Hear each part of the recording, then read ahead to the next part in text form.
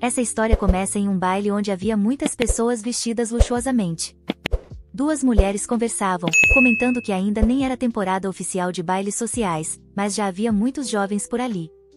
Mas, naquele dia em especial, várias garotas haviam se reunido. Talvez porque fosse um dia especial, o próprio Conde Jancel estaria presente no banquete. 4 garotas conversavam, sem acreditar que o Conde realmente viria. Nenhuma confiava muito nisso, mas ele estava na lista de convidados, então não tinha como faltar. Elas contaram que imploraram aos maridos para deixá-las ir ao baile só para conhecer o Conde. Falaram sobre como sua personalidade era fascinante, apesar de ele ser um filho ilegítimo. Ele havia causado um escândalo ao lutar pelo direito à herança do título. E agora que se tornará regente, ninguém ousava questioná-lo. Uma delas disse que o conhecia desde sua primeira aparição na sociedade, mas que bastava ver seu rosto uma vez para que todos esquecessem os escândalos sobre a herança. As outras se surpreenderam com sua beleza. Começaram a comentar as últimas fofocas, que o Conde Jancel havia enviado uma carta pedindo a mão da princesa Aegis. As garotas não sabiam dessa notícia, e, ao ouvirem, ficaram tristes e em choque. Não entendiam por que ele a escolheu, entre tantas, mas ela era da casa do Cal. Se o conde se casasse com a princesa, os laços com o norte se fortaleceriam. Mas elas achavam que ele não precisava disso, com sua reputação, não havia necessidade de mirar o norte, uma região tida como bárbara. E por que escolher uma princesa cega? De repente, vemos Ariel Aegis, a filha mais velha do ducado de Aegis. Ela era muito bonita, mas cega. Então, alguém se aproximou das garotas, dizendo que o salão parecia vazio, mas agora flores belíssimas haviam desabrochado ali. As garotas ficaram chocadas. Era Ramaldo Jancel, o regente-chefe do império. Um homem loiro, de olhos azuis, com um sorriso encantador. Muito educado, ele disse estar feliz por conhecer as damas, sorrindo gentilmente. As garotas ficaram sem palavras. Era ele que elas tanto queriam conhecer. Uma delas ficou envergonhada e desviou o olhar ao vê-lo. Disse que já ouvirá muito sobre ele e estendeu a mão. Ele notou isso, sorriu com os olhos fechados, claramente não gostou de algo, pegou a mão dela, se apresentou e disse que era uma honra conhecer uma dama como ela. Beijou sua mão, o que chocou a todas. Todas ficaram constrangidas, especialmente por causa do beijo. Comentaram que ele devia estar muito ocupado, mas ainda assim compareceu ao baile. Também disseram estar felizes pela chance de conhecê-lo. Ele respondeu que suas tarefas não haviam diminuído, mas como a princesa Aegis estava presente, achou necessário vê-la antes do casamento. Ele sorriu suavemente e olhou para sua futura noiva, que estava no meio da multidão. As garotas ficaram pasmas. Seria verdade que ele se casaria com uma princesa cega?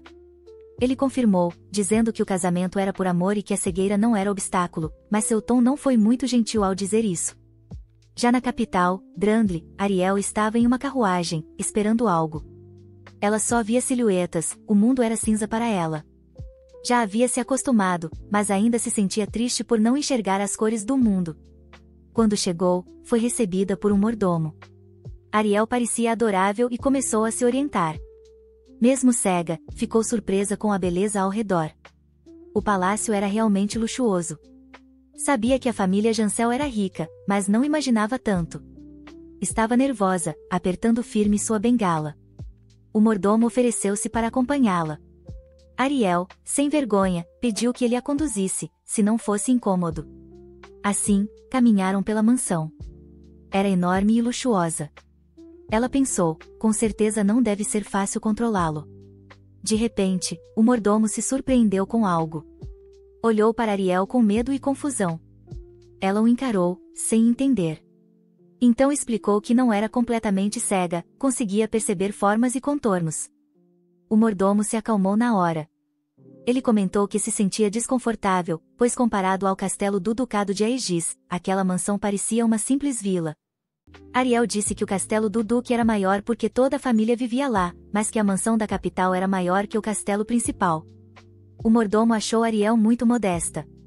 E disse que, assim que o casamento acontecesse, ela se tornaria a senhora da mansão. Então, o mordomo disse que era para ela se sentir em casa. Aliás, ele comentou que a mansão em Barral era ainda mais majestosa do que aquela. A garota ficou em silêncio. Pensava no fato de que, em breve, se tornaria a dona da mansão. Era verdade, 2 meses atrás, ela havia aceitado o pedido de casamento do conde, e agora estava ali para se preparar para o casamento. Para ela, tudo aquilo era estranho e novo. De repente, o mordomo anunciou em voz alta que a princesa havia chegado. A protagonista voltou à realidade e olhou à frente, onde estava Ramaldo Jancel, o regente-chefe e líder do Senado, onde se reúnem todos os nobres do império. Ele sorriu gentilmente para a garota, mas ela achou aquilo muito estranho. Havia algo sombrio em sua aura. Para ela, ele era de um vermelho intenso. Para Ariel, as cores tinham um significado especial, pois ela vivia em um mundo monocromático. As cores só apareciam em situações incomuns. E, ao olhar para ele, ela via essa cor vibrante. De repente, o homem começou a falar com ela, comentando que parecia ser a primeira vez que se viam a sós. Apresentou-se formalmente como Ramaldo Jancel, dizendo estar feliz em conhecê-la. Ariel hesitou um pouco antes de cumprimentá-lo. Ramaldo percebeu, mas não comentou nada. O silêncio ficou desconfortável, mas ele manteve o sorriso. Ele disse que ouvirá que Ariel era uma noiva digna e supôs que ela estivesse apenas nervosa com o ambiente desconhecido. Ariel segurou firme sua bengala e respondeu que não era bem isso. Pediu desculpas, dizendo que só estava um pouco desconfortável por aquele ser o segundo encontro entre eles, o primeiro foi no baile. Ramaldo respondeu que já bastava de desculpas e pediu que ela levantasse a cabeça. Ariel ficou surpresa.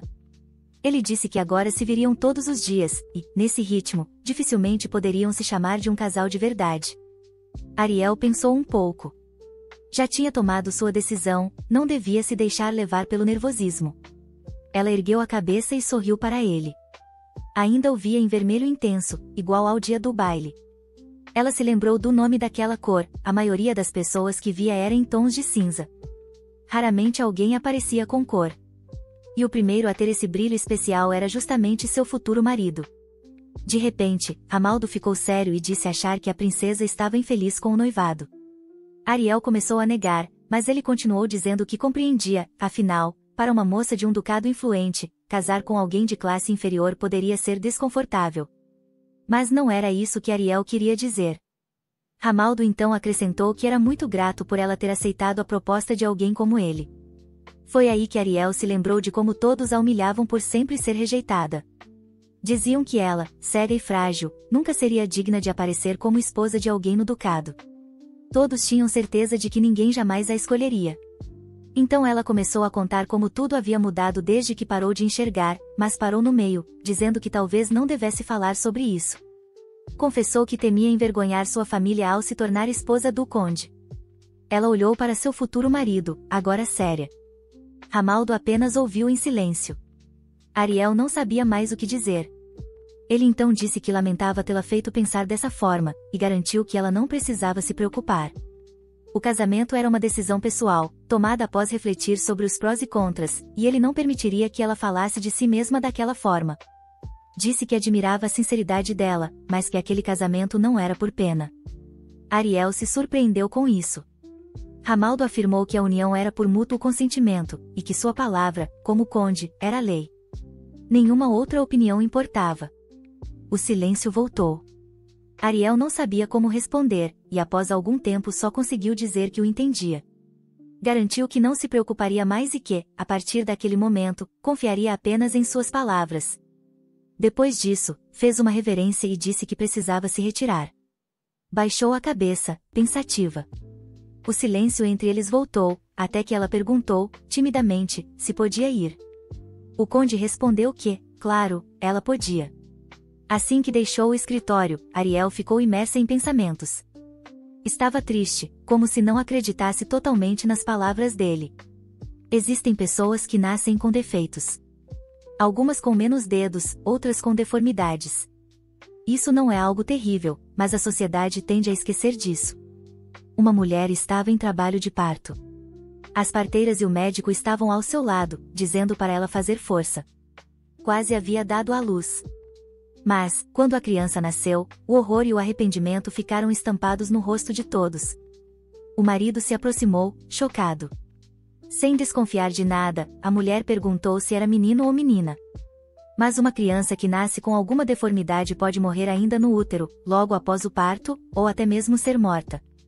Ao mesmo tempo, na mansão Aegis, todas as criadas estavam felizes com o nascimento da princesa e a consideravam muito bonita. A bela princesa Ariel havia nascido, uma criança caprichosa. O mundo era cheio de tons de cinza e preto. E foi assim também durante a infância de Ariel. Mesmo ao se olhar no espelho, ela não via cor alguma. Apenas de vez em quando encontrava pessoas com cores vibrantes. Na verdade, sua vida nem sempre foi tão sombria. Ela se lembrava de sua mãe, que dizia que ninguém além dela mesma tinha o direito de decidir seu destino. Se uma garota quer ser feliz, ela será feliz. Mas, se acreditar que viverá apenas na adversidade, então assim será. Sua mãe perguntou o que ela queria. A pequena Ariel respondeu que queria ser feliz. Queria sorrir todos os dias, como sua mãe. E isso não era mentira, ela realmente queria dar sorrisos ao mundo. Antes de odiar tudo ao seu redor, ela aprendeu a compreender as pessoas e a perdoar. Repetidamente, ouvia seu coração e tentava ser modesta e compreensiva. Mas, será que ela realmente poderia ser feliz? Até pouco tempo, acreditava que sim. Mas agora, naquele lugar onde não tinha família nem apoio, todas as suas esperanças pareciam derreter. Será que conseguiria mesmo encontrar a felicidade?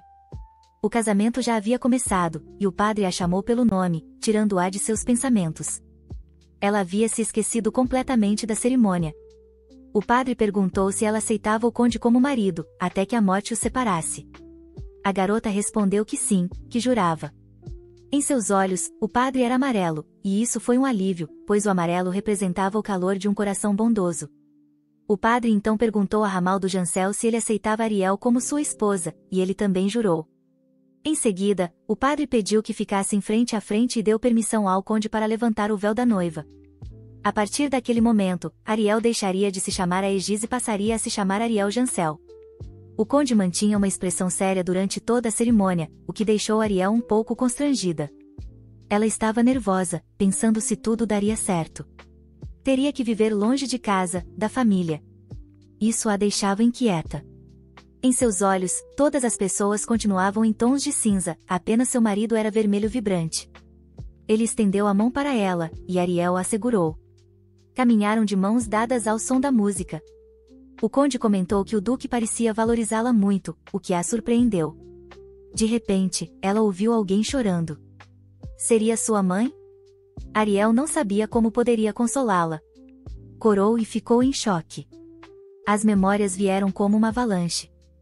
Sua mãe sempre a chamava com ternura, cuidava dela apesar de seus problemas de visão.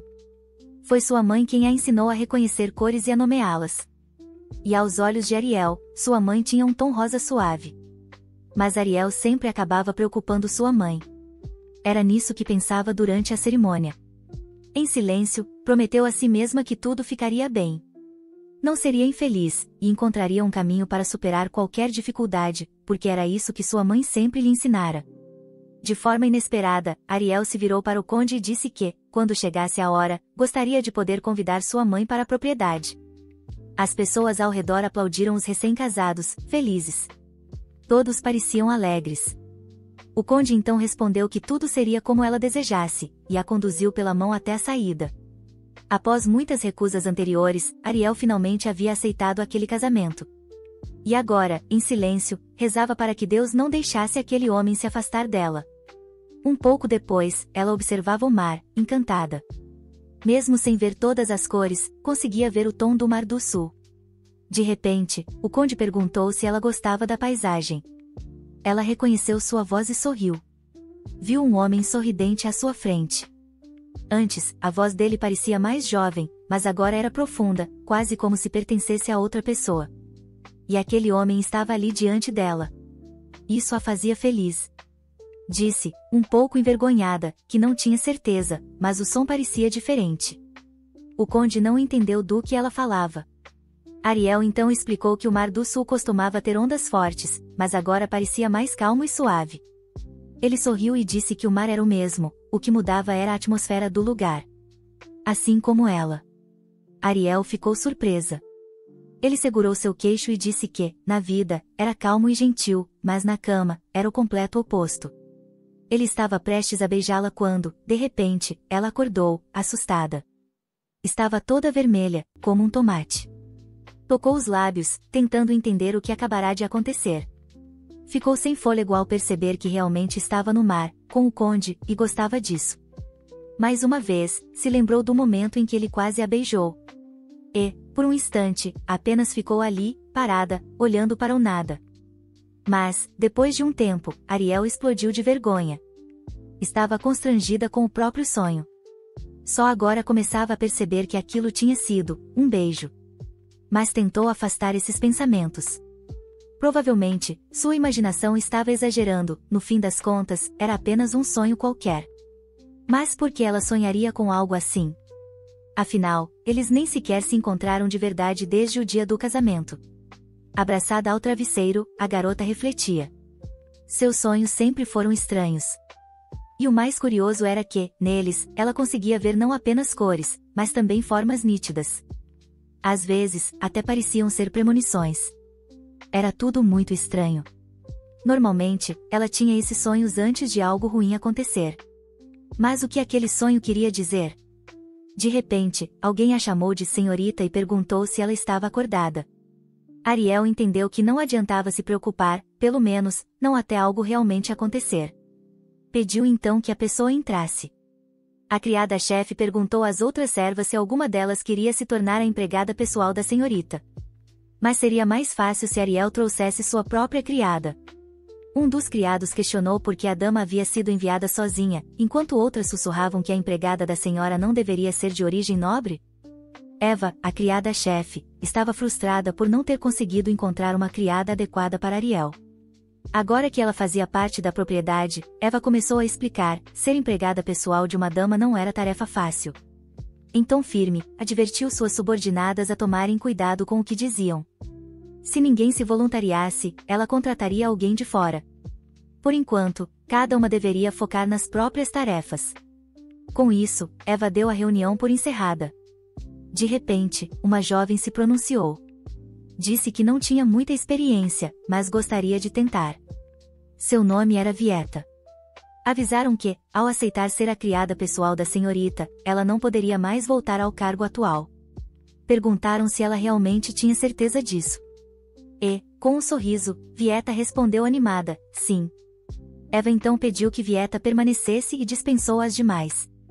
Olhando-a nos olhos, perguntou novamente se ela conseguiria dar conta, afinal, aquela função não era nada fácil. Mas Vieta estava confiante. Já havia pensado bem antes de decidir. Eva perguntou se ela já tinha conversado com a senhorita antes, e Vieta confirmou, alguns dias atrás, pela manhã, chegou a ajudá-la. Parecia que a dama ainda não conhecia muito bem a propriedade, pois havia feito muitas perguntas. Enquanto penteava o cabelo da senhora, Vieta pensava em como ela era extremamente educada, sincera e gentil. A criada-chefe ficou surpresa. Vieta então perguntou por que todos tratavam a senhorita com tanta antipatia. Sugeriu que talvez fosse por causa da superstição de que, ao tocar uma pessoa cega, você também acabaria ficando cego.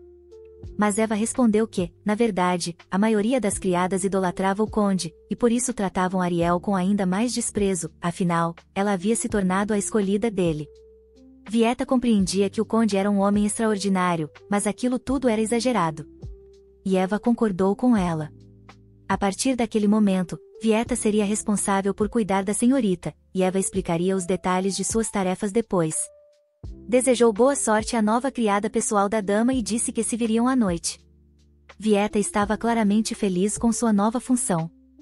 Mesmo depois que Eva saiu, o sorriso ainda permanecia em seu rosto. A ideia de receber um bom aumento a motivava ainda mais, mesmo sabendo que o trabalho não seria fácil, estava disposta a se esforçar. Algum tempo depois, Vieta foi até a senhora. Ariel estava sentada à janela, admirando a paisagem, com os cabelos dançando ao vento e um leve sorriso no rosto. Ela estava realmente linda e encantadora, a ponto de deixar a criada sem palavras por alguns instantes. Mas Ariel logo a trouxe de volta à realidade. A jovem se apresentou, dizendo que se chamava Vieta Ayo, e que a partir de agora seria sua criada pessoal. Ariel ficou muito feliz com a novidade, já que ninguém parecia disposto a aceitar o cargo. Estava preocupada em se tornar um incômodo na mansão, mas a presença de Vieta a deixava mais tranquila. Envergonhada, a criada prometeu que cuidaria bem dela e que não a decepcionaria. Serviu chá e biscoitos para Ariel e, enquanto trabalhava, parecia pensativa. Ariel a observava com atenção, até que a criada fez uma pergunta um tanto delicada: a senhorita ainda consegue ver? Ariel hesitou. Claro que seria mais fácil fingir que era completamente cega, mas decidiu ser sincera. Admitiu que ainda conseguia ver, mas muito pouco. Não podia contar que via o mundo em tons de cinza, nem que percebia emoções como cores, isso seria demais. Era hora de mudar de assunto. Ariel comentou que o conde estava extremamente ocupado desde que chegaram à propriedade, já que ela sequer o tinha visto desde então. Mas a criada reagiu surpresa: será que a senhorita não sabia? O conde havia sido enviado a Ráfia por ordens diretas de Sua Majestade. Ariel ficou surpresa. Por que o imperador faria algo assim? Já fazia quase um mês desde o casamento e, até agora, ele sequer havia ido visitá-la uma única vez. Estava claro que ele estava evitando encontrá-la. Bem, talvez esse nem fosse o ponto. No fim, talvez tudo tivesse acontecido para o melhor. Para Ariel, a cor vermelha nunca significava algo bom. Ela se imaginava olhando para pessoas vermelhas e sentia um incômodo profundo, porque eram essas as pessoas que a odiavam. No porto comercial de Lafu, um guarda da família Jancel, chamado Bayon, conversava com um rapaz que o agradeceu pela ajuda. Bayon perguntou onde estava o conde naquele momento, e o rapaz respondeu que ele estava em sua cabine, discutindo alguns assuntos. O garoto então pediu um favor: precisava que Bayon entregasse algo ao conde. O homem olhou o objeto, um tanto desconfiado, e perguntou o que era aquilo. Enquanto isso, o conde conversava com o assistente da família Shen e anunciava que a expedição estava cancelada. O assistente ficou furioso: eles não podiam simplesmente fazer isso. Ele havia renunciado à comemoração do aniversário de sua noiva e trabalhado como um louco por isso. De repente, um guarda apareceu com um comunicado: por ordem do imperador, a expedição a Lafu estava oficialmente cancelada. O choque foi geral. Aquilo só podia ser um engano. Por que algo assim aconteceria tão de repente? O assistente explicou que a segunda princesa, Kudria, havia machucado a perna. E o mais revoltante era que a própria princesa tinha insistido para participar da expedição. Estava tudo errado desde o começo. Era um verdadeiro insulto ao conde, agora casado. O guarda comentou que, conhecendo o temperamento da segunda princesa, ela não ficaria quieta, mas mesmo assim, tal interferência era demais. Ninguém sabia o que fazer. O conde apenas se virou para a janela, pensativo, e concordou com os outros. Aquilo não podia continuar assim, mas o que poderiam fazer? Ninguém conseguia pensar em uma solução útil. O conde pediu a Felman que enviasse uma carta de resposta e perguntou o que deveria escrever. O conde então ditou: espero que a princesa se recupere em breve. E acrescentem que aguardamos ansiosamente a próxima visita de Sua Majestade. Mais tarde, o conde viajava em sua carruagem, com uma expressão séria e pensativa. O cancelamento da expedição claramente o incomodava. Ele observava um objeto curioso em suas mãos e pensava em Ariel. Assim que retornou ao castelo, o mordomo recebeu. A única coisa que o conde quis saber foi: onde está Ariel? O duque foi informado de que sua esposa havia jantado há pouco e retornado ao quarto. Ele segurava nas mãos aquele mesmo objeto, provavelmente um presente para a garota. De repente, Ronaldo se virou para Ava, que se curvou diante dele e perguntou o que desejava. O conde entregou a caixa à criada-chefe e pediu que ela a levasse para Ariel. A criada ficou surpresa. Se era um presente, não seria melhor ele entregar pessoalmente? Mas o conde respondeu que, depois de tanto tempo ausente, mais de um mês, seria estranho aparecer já dando presentes. Soaria forçado. Ava sorriu e sugeriu: nesse tipo de situação, o melhor seria entregar pessoalmente. O conde ficou em silêncio, claramente indeciso. Apenas olhou para a criada. Depois de alguns segundos, suspirou e sorriu. Para falar a verdade, esse tipo de coisa me deixa muito envergonhado, então, leve você mesmo o presente. Ava observou o conde se afastar, pensativa. Ele acabará de confessar seus verdadeiros sentimentos. Ela sabia que seu senhor nunca fora bom em ser honesto consigo mesmo, e continuava o mesmo. Ao entregar o presente, Ariel e sua criada pessoal ficaram chocadas. Diante delas, estava um instrumento belíssimo, que parecia ter sido feito à mão. Era um presente do conde para sua esposa. Ariel jamais tinha visto algo tão belo. Ava corrigiu a criada, que o chamou de harpa. Na verdade, era uma lira. Ariel a pegou com delicadeza e tentou tocar algo. O instrumento parecia ter sido feito para ela. Realçava sua pureza. A criada ficou encantada com a forma como Ariel tocava. Ava então pediu que Ariel fizesse uma serenata. Ariel pareceu ficar um pouco melancólica por um instante, mas logo sorriu timidamente e ficou mais animada. Começou a perguntar às criadas se estavam gostando, se o som estava bom, pois fazia muito tempo que não tocava. As meninas a encorajaram com entusiasmo, dizendo que estava maravilhoso e que ela tocava muito bem. Na verdade, Ava pensava que Ariel tocava melhor do que muitas orquestras. Para Ariel, aquelas duas criadas eram rosas, uma cor que, para ela, representava coisas boas. Sentia-se confortável com elas. Ela achava que não tinha nada com que se gabar, mas sua mãe, quando viva, era apaixonada por música. Em sua antiga casa, ela costumava tocar com frequência. Perguntaram se aquela lira era mesmo do castelo do Duque, já que todos achavam que Ariel a tinha levado com ela. Na mesma hora, Ariel lembrou de algo que alguém havia dito, algo como ao invés de pensar em filhos, ela está aí fazendo bobagens, mas ela não deixou transparecer e apenas respondeu que não tinha conseguido levar a lira por algum motivo. Curelia então percebeu o emblema esculpido na lira, era exatamente igual ao que pertencia a ela. De onde, afinal, o conde sabia daquilo? Ariel se perguntava. Para ela, isso só podia significar o quanto ele a odiava. Sentada à mesa, ela tentava imaginar como reagir a um presente daqueles. Dizer apenas muito obrigada parecia inadequado. Comentar sobre o instrumento musical? Soava entediante demais. A verdade é que aquela era praticamente a primeira vez que se viam desde o casamento. Eles nem haviam chegado à propriedade juntos.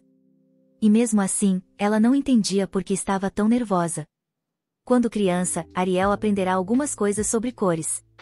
Amarelo significava calma, rosa representava afeto ou proximidade, e azul era medo. O vermelho era raiva ou desprezo. Qualquer tom de vermelho indicava emoções negativas. O conde, para ela, sempre parecia envolto em escarlate. Ela só conseguia imaginar que ele a odiava profundamente. De repente, foi tirada de seus devaneios pela voz do conde, ele falava com ela. Pediu desculpas por tê-la feito esperar. Ariel ficou surpresa por ele ter vindo. Não esperava por isso. Com hesitação, respondeu com um tímido bom dia. E então os dois ficaram em silêncio, tomando o café da manhã. O conde foi o primeiro a tocar no assunto do presente. Perguntou se ela havia gostado. Ariel respondeu que sim, com entusiasmo, dizendo que havia amado e agradeceu sinceramente. Ela estava realmente feliz. O conde apenas tomou um gole d'água, sorriu docemente, e não disse mais nada. Ele contou que, quando visitou a propriedade do duque para discutir o casamento, ouviu Ariel tocando. E enquanto escutava, o duque comentou que a lira da filha era velha e que gostaria de dar uma nova a ela. O conde acrescentou que o pai de Ariel realmente gostava de ouvi-la tocar. Ariel não conseguia acreditar. Ficou surpresa. Ele explicou que, no dia anterior, ao passar por uma loja de instrumentos, lembrou-se desse momento. E foi por isso que comprou a lira. Ariel entendeu. A lira era um presente, em nome de seu pai. O conde confirmou com um sim. Ramaldo então pediu que Ariel tocasse novamente. Ele realmente queria ouvir. Ariel continuava surpresa. Não sabia o que responder. Apenas olhava para o marido, em silêncio. Era difícil acreditar que seu pai realmente tivesse dito aquilo, mas ela queria muito acreditar nas palavras do conde. Queria acreditar que, pelo menos parte do que ele dizia, fosse verdade. Talvez o conde não a odiasse tanto assim. Mais tarde, no quarto de Ariel, ela sentou-se na janela com a lira, enquanto Ramaldo tomava chá e a observava com interesse. Ele não tirava os olhos dela. Ariel começou a tocar. Mas não apenas tocou, ela também cantou. A canção era romântica, quase como uma confissão. O conde não disse nada, apenas a observava em silêncio. Ariel viu sua reação e teve a impressão de que ele realmente estava gostando.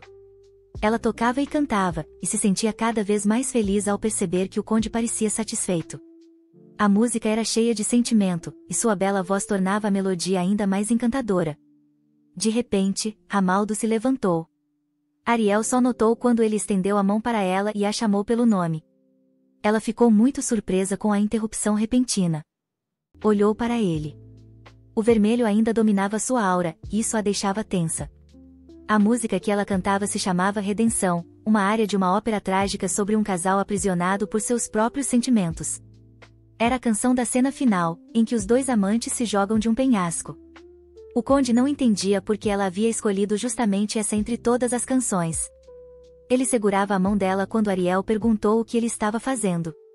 Ronaldo respondeu que ela havia cantado lindamente, mas que preferia músicas mais alegres. Pediu que ela tocasse algo mais animado da próxima vez. A garota ficou apreensiva, achando que ele não tinha gostado. Ofereceu-se para tocar outra canção, algo mais leve, mas ele disse que já havia escutado o suficiente por hoje. Naquele momento, o que ele queria mesmo era ouvir a voz dela, mas em uma conversa comum. Aproximou-se e sorriu suavemente. Ariel ficou surpresa. Será que ele queria realmente conversar com ela? Ela não entendia por que ele dizia querer ouvir sua voz. Talvez, ele não fosse tão indiferente assim. Gaguejando, Ariel respondeu que não tinha nada de interessante para contar. Temia entediá-lo. Mas o conde disse que a voz dela era linda e que adoraria ouvir qualquer história. Sugeriu que falassem sobre como havia sido a vida dela na propriedade durante sua ausência. Ela respondeu que não havia nada de especial, apenas comida e passeios. Ramaldo perguntou onde ela costumava caminhar. Ariel disse que ia frequentemente ao jardim costeiro e à praia que ficava sob a propriedade. O jardim estava cheio de flores e o aroma era simplesmente maravilhoso. O conde ficou satisfeito em saber que haviam construído um caminho até a costa para facilitar o acesso.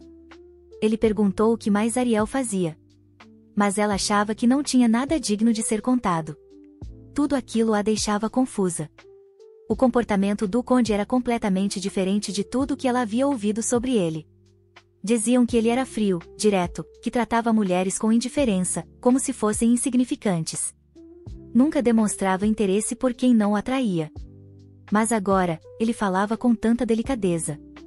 Prestava atenção em cada palavra dela. Pessoas que, sem motivo algum, deixam feridas profundas no coração antes de desaparecerem para sempre. Ariel levou anos para aceitar essa simples verdade. E foi por isso que, ao sentir novamente uma gentileza inesperada, seu corpo se enrijeceu, pronta para receber outra facada no peito. O conde permanecia em silêncio, observando sua esposa pensativa. De repente, Ariel percebeu que ele a olhava e virou-se bruscamente para ele.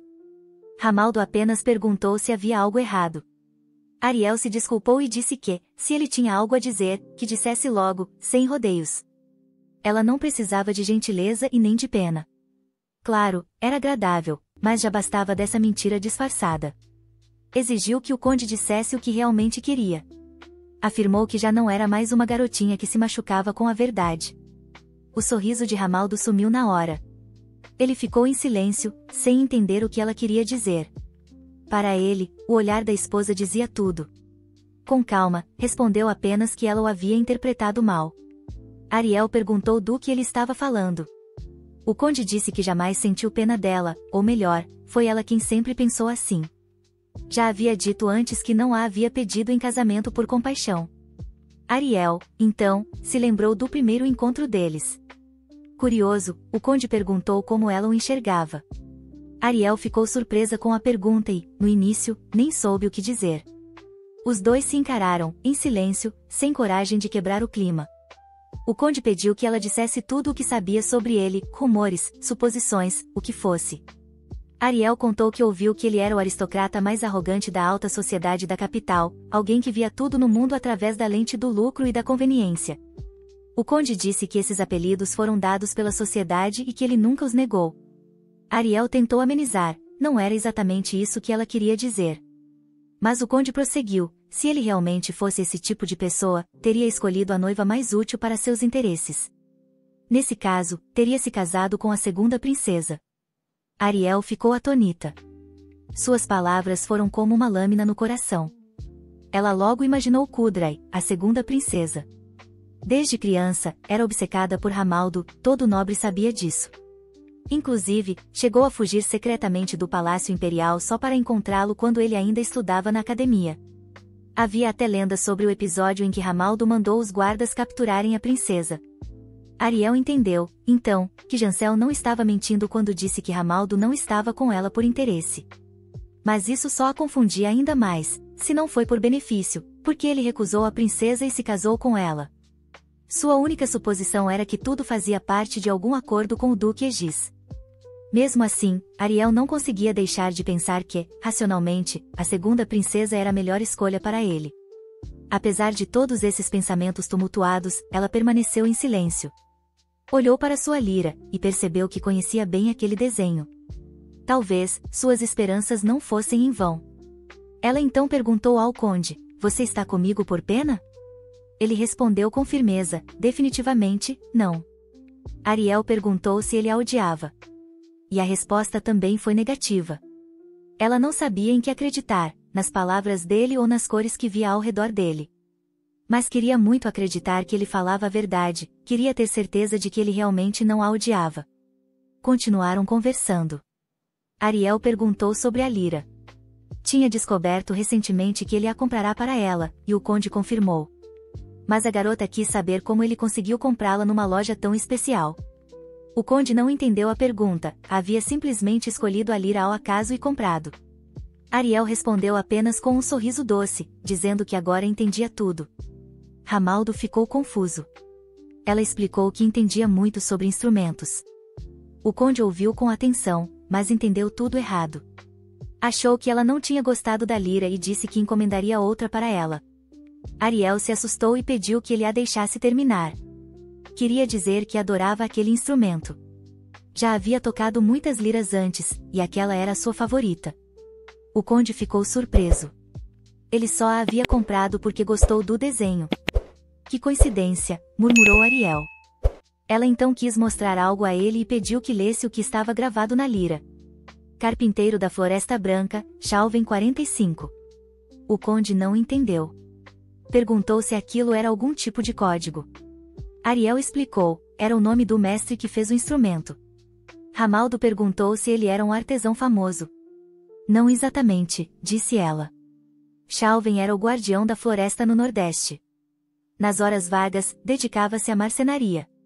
Construir instrumentos era apenas um hobby, então ele os fazia sem encomenda e, às vezes, sem grande acabamento. O conde ficou espantado. Mesmo assim, Ariel abraçava sua nova lira com carinho. Ramaldo não entendia nada e ficou em choque. Queria dizer algo a Ariel, mas ficou envergonhado quando ela o chamou de meu lord. Ainda assim, tomou coragem e confessou. Preciso admitir, o que eu disse antes sobre a compra da lira, foi mentira. Ariel não queria interrogá-lo, mas o conde a interrompeu. Ele havia mentido, mas não por maldade. Um homem que o viu ouvindo Ariel tocar lhe deu aquele instrumento feito sob medida, o que era nojento, pois pessoas assim são chamadas de perseguidores. O conde explicou que, se tivesse contado tudo com honestidade, ela teria interpretado mal, e ele lamentava profundamente ter mentido. Ariel perguntou se ele a observava enquanto ela estava na mansão do duque, mas nem ela mesma percebeu que estava perguntando isso, e tampouco respondeu direito. Ela não queria interrogá-lo. Só pensava que ele a odiava e, de repente, aparecia com um presente tão bonito. Ramaldo quis dizer algo, mas a garota o interrompeu. Disse que, ao receber aquele presente e ouvir da boca dele que não a odiava, sentiu-se mais feliz. Ariel perguntou se ele se importava que ela o tocasse. O conde então se ajoelhou diante dela, pegou sua mão e a colocou em seu rosto, permitindo que o tocasse o quanto quisesse. Era como se uma faísca tivesse passado entre os dois. Ramaldo claramente tinha algo em mente. Ele guiou a mão de Ariel para que ela pudesse tocá-lo com mais firmeza. A garota ficou um pouco envergonhada, mas não afastou a mão do rosto dele. De repente, sem querer, tocou os lábios do conde com o dedo, o que deixou os dois constrangidos. Ariel rapidamente retirou a mão. O conde se levantou, e Ariel parecia brilhar de embaraço e felicidade ao mesmo tempo. Ele perguntou como ela estava. Ariel não soube o que responder. Apenas olhou para a própria mão e disse que o lábio superior dele era bem definido. Seus olhos eram fundos, com pálpebras duplas, o que lhe dava uma expressão gentil. As sobrancelhas grossas transmitiam determinação. E, levando em conta o formato do nariz e a distância entre as sobrancelhas, ele era muito bonito, disse ela. O conde ficou um pouco chocado com aquele elogio inesperado. Disse que já havia recebido muitos elogios antes, mas que só se importava com a opinião dela. Confessou que se sentia um pouco estranho. Parecia que ela estava o bajulando. Mas se ele correspondia ao padrão de beleza dela, então isso o deixava feliz. Ariel se surpreendeu e negou rapidamente que fosse bajulação.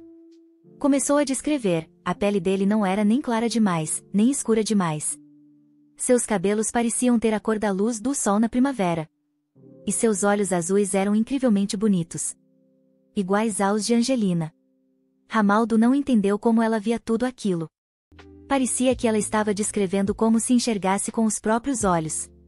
Talvez algum criado tivesse contado. Ele então perguntou quem era Angelina. Ariel respondeu, feliz, era sua gata. Depois, Ariel teve outro sonho. Ela perguntou à criada o que estava olhando. A garota apontou alegremente para as flores. As plumerias haviam florescido mais cedo naquele ano, gritou a criada, empolgada. Propôs decorar o quarto com elas. Esse sonho era um presságio. A cor do cabelo, aquelas adoráveis sardas. De repente, Ariel ouviu o som de flores sendo cortadas e galhos estalando. Foi apenas um instante, mas aterrorizante. Ela correu em direção à Vieta, que estava presa sob uma árvore. Nesse momento, Ariel acordou. Sentia-se muito mal depois de um sonho assim, especialmente porque aquele homem já a havia visitado outras vezes em sonhos. Ultimamente, seus sonhos vinham sendo tranquilos, mas sonhos doces são sempre curtos. Normalmente, vêm acompanhados de pesadelos. Ariel se perguntou qual era a diferença entre os dois. Mas decidiu pensar nisso depois. Primeiro, precisava impedir que o acidente acontecesse. Determinada, confiante, a garota se levantou da cama. Parecia que, em seu sonho, um galho de uma árvore plantada ao lado da plumeria havia caído sobre ela. Ariel fez disso seu objetivo, encontrar esse lugar. Lá fora, havia uma tempestade. Todos estavam assustados. No escritório do conde, seus homens Bayon e o assistente da família Shin estavam reunidos. O assistente gritou, surpreso, perguntando por que o conde o estava mandando para a capital. Ele era apenas um representante temporário, não um substituto. O conde respondeu que, para tomar decisões administrativas, apenas sua permissão bastava. E ainda perguntou por que o assistente estava tão irritado. O assistente insistiu, e quanto à assembleia que se aproximava? Mesmo que o conde partisse naquele instante, levaria uma semana até chegar. O rapaz lembrou que, desde que assumiu o cargo, o conde sempre estivera na capital. Já estava mais acostumado à cidade do que a Gulbahar. Então, por que não queria ir agora? O conde disse que ouvirá de seu pai uma vez sobre um pássaro do sul. Algumas criaturas tomam o primeiro ser que veem como seus pais. Às vezes, quando o verdadeiro pai não está no ninho, outro se aproxima fingindo ser ele. Curiosamente, mesmo assim, os filhotes às vezes não reconhecem esse impostor, vendo-o apenas como um guardião temporário. Mas, mesmo assim, esse guardião sente ansiedade quando chega o momento em que o filhote deve sair do ninho. Talvez o conde apenas não quisesse ir embora. Isso o deixava irritado. Ou, estaria se comparando a esse pássaro, temendo o dia em que teria que deixar o ninho? O assistente se perguntou isso em silêncio. O assistente sugeriu que talvez o conde não quisesse partir porque estava preocupado com a princesa, e que estava dando a entender isso indiretamente. O conde apenas riu, mas o assistente continuou, dizendo que não fazia ideia de como o conde era romântico. Bayern disse que realmente não queria interromper a conversa deles, mas que precisavam tomar uma decisão rapidamente. Precisavam sair antes das 6 da tarde. O conde não respondeu. Eles perguntaram se ele, por acaso, estava preocupado com o que havia acontecido no dia do casamento. O assistente da família Shi não sabia o que tinha ocorrido e perguntou o que aconteceu naquele dia. Bion começou a falar sobre Kudrai, a princesa imperial. A segunda princesa apareceu no casamento, acompanhada pela guarda real. Os três ficaram em silêncio por um tempo, até que o assistente perguntou por que ela havia ido. Embora, considerando o temperamento dela, seria mais estranho se tivesse ficado quieta. O conde disse que sabia que os dois o achavam um idiota. Mas será que realmente pensavam que ele deixaria de ir à capital por um motivo tão insignificante? Não era algo totalmente sem relação, mas ainda assim. Ele disse que odiava aquela segunda princesa. O assistente se surpreendeu com suas palavras. O conde então afirmou que, piadas à parte, gostando ou não, ele precisava cumprir seus deveres para ganhar a vida. E agora a responsabilidade era ainda maior. O assistente ficou surpreso por saber que o conde carregava tantas preocupações. Mas, de repente, algo aconteceu. O assistente olhou pela janela para ver o que estava ocorrendo no jardim. Lá estavam vários criados reunidos debaixo de uma árvore. Até a governanta estava presente, assim como a criada pessoal da jovem senhora. O conde ficou muito surpreso e preocupado. Pediu para o assistente sair da frente da janela para que ele pudesse ver. A governanta estava dando algumas ordens, mas em certo momento saiu correndo. E o conde viu que Ariel estava ali. Muito aflito, ele correu imediatamente até a garota, sentindo um pressentimento ruim. Encontrou a governanta no caminho enquanto descia as escadas.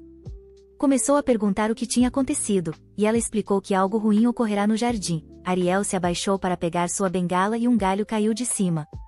O conde empalideceu de medo e preocupação. Não disse nada, apenas correu até o jardim. Orava para que nada tivesse acontecido com ela. Desejava, do fundo do coração, que estivesse bem. Estava ofegante, mas chegou rápido. A garota estava toda suja de folhas e galhos. Quando notou o conde, ele já estava mais calmo, viu que ela estava viva e, aparentemente, bem. Cobriu o rosto com a mão, aliviado. Ariel olhou, sem entender por que ele estava tão agitado.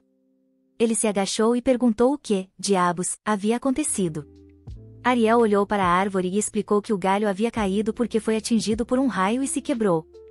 Ela achou perigoso e pediu para que fosse podado. Mas então lembrou que havia deixado sua bengala ali. Quando correu para pegá-la, esbarrou e caiu. Ela logo quis saber se a culpa era do jardineiro. Ariel tentou convencê-lo de que ninguém tinha culpa e que ninguém deveria ser punido.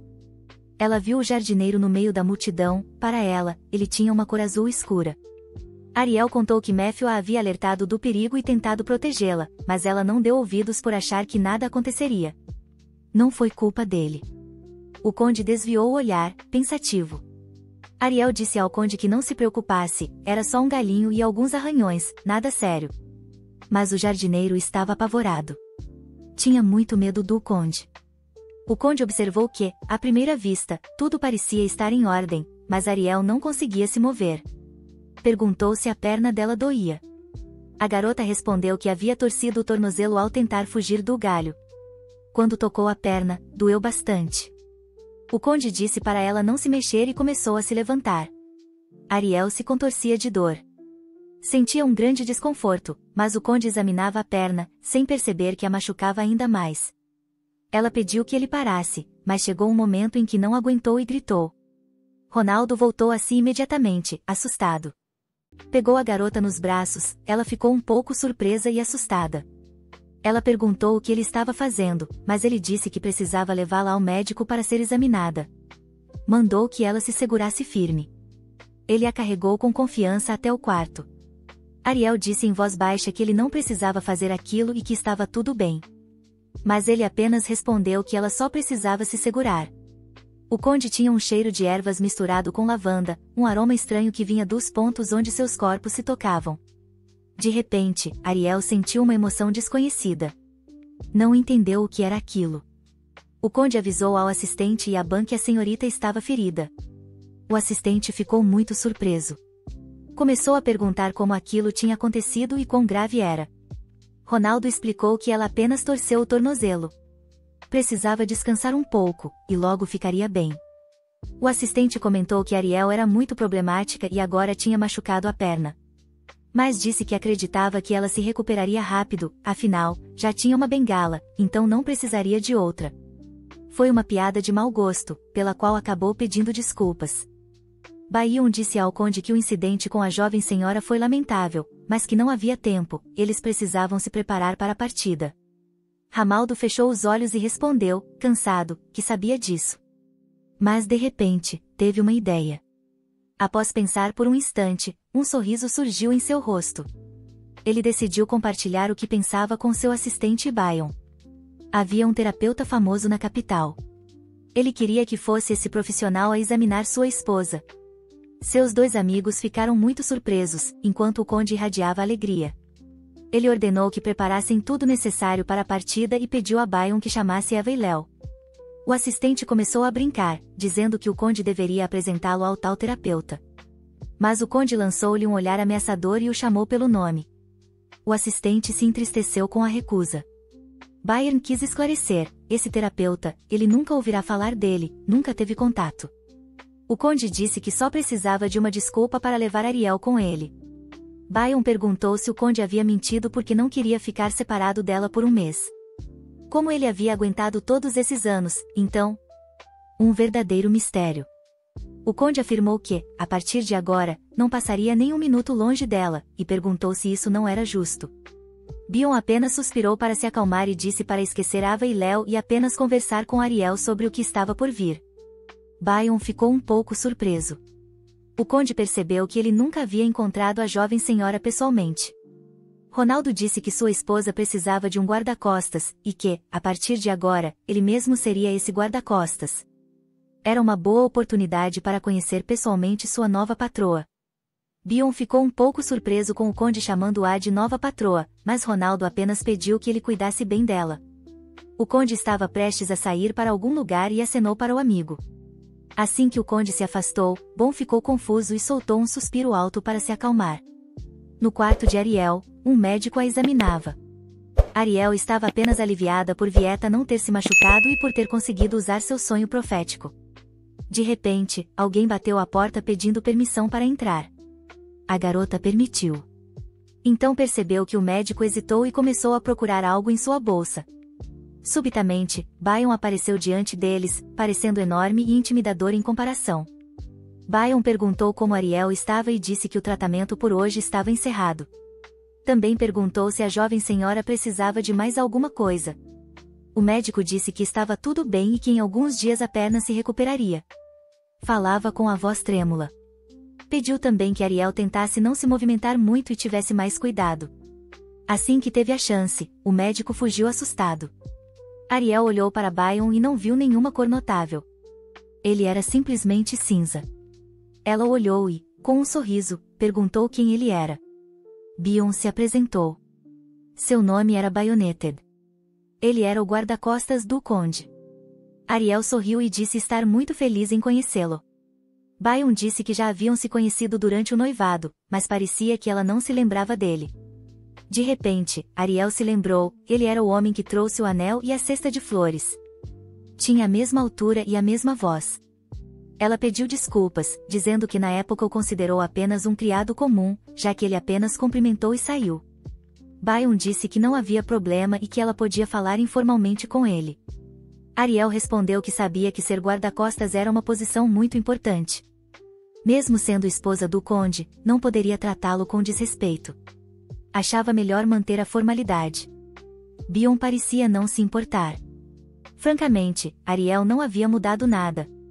Por fora parecia arrogante, mas na verdade era insuportavelmente humilde para uma garota nascida do Duque Aegis.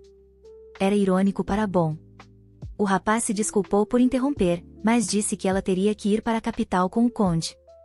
A heroína ficou surpresa: ela realmente teria que ir para Drangleic? Sabia que o conde estava indo à capital, mas não sabia que ela também deveria ir. Ela planejava ficar e cumprir seus deveres como condessa. Bayon disse que o conde ficou muito abalado com o incidente. Havia muitos médicos experientes na capital, então ele queria que ela fosse tratada lá. Ariel não entendeu: o médico havia dito que sua perna se recuperaria em poucos dias e que era apenas uma leve torção. Bayon confirmou isso, mas disse que o conde pensava diferente e não havia como convencê-lo. A heroína ficou muito surpresa com a reação dele. Ela se lembrou da expressão em seu rosto quando ele correu para o jardim, e agora tudo fazia sentido. Ele estava muito agitado ultimamente. Ela tocou sua perna enfaixada. Sentiu um calor por dentro ao perceber que o conde estava realmente preocupado com ela. Estava claro, a garota já havia se apaixonado por ele. Ela concordou em ir para a capital, não havia nada que pudesse fazer.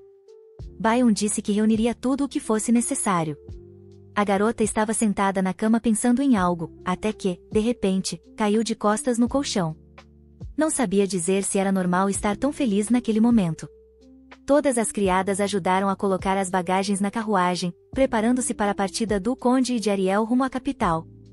De repente, uma das criadas se surpreendeu com algo. Ela perguntou à outra se a mansão sempre tivera uma carruagem tão luxuosa, ao que a colega respondeu que o patrão a havia adquirido recentemente. A criada comentou que ele normalmente tinha medo de tentativas de assassinato e só usava carruagens difíceis de rastrear. A outra respondeu, com um olhar satisfeito, que aquela carruagem havia sido encomendada especialmente para a senhora Ariel. A criada curiosa ficou muito surpresa com isso. A colega contou que ouvirá a governanta-chefe dizendo isso a Léo. Disseram até que os quartos do segundo andar foram reformados antes do casamento. E o jardim também foi refeito, tudo por causa da senhora. Só o projeto custou mais de 500 mil moedas de ouro. As outras criadas que escutavam a conversa ficaram, para dizer o mínimo, chocadas com tais valores. Uma criada ruiva disse para Ana parar de espalhar boatos. Havia uma ordem para que a carruagem fosse tão magnífica quanto as da realeza. A ruiva respondeu a Ana que a carruagem anterior já estava velha e precisava ser substituída.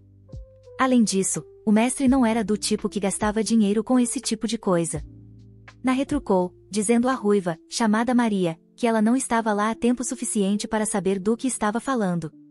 Já fazia 1 ano desde que o segundo andar havia sido reformado. E quanto ao jardim, ele já era o mais luxuoso, mas ainda assim foi remodelado para a chegada da senhora, ou seja, claramente por causa dela. Ana provou seu ponto para as outras criadas e estava orgulhosa disso. Vieta disse que, embora não tivesse certeza, parecia que Lady Ariel e o conde estavam se dando muito bem. Maria comentou que, até onde se lembrava, não era um casamento político, mas que dizem que o tempo juntos pode levar a um vínculo. O conde não era do tipo que faria tudo isso por alguém que não gostasse. Maria concordou. Estava triste por a senhora não poder ver o rosto bonito dele, mas Ana disse que a cegueira dela era uma vantagem, ela era a única que o considerava uma pessoa maravilhosa. E não era por causa da aparência, aliás. Além disso, não importa se é um casamento político ou não, o cavalheiro cuida da esposa. E isso é um fato. Mesmo que ela seja filha de um duque, o conde não se preocuparia com ela se não a amasse. Todas as criadas concordaram com essa opinião. Vieta acrescentou que, apesar da agenda ocupada, ele faz as refeições com ela e prefere trabalhar na mansão a ir para outra residência, tudo por causa da senhora Ariel. De repente, uma das criadas perguntou: eles nem dormem juntos? Vieta não soube o que responder. Maria comentou que ouviu das lavadeiras que eles ainda nem haviam se tocado.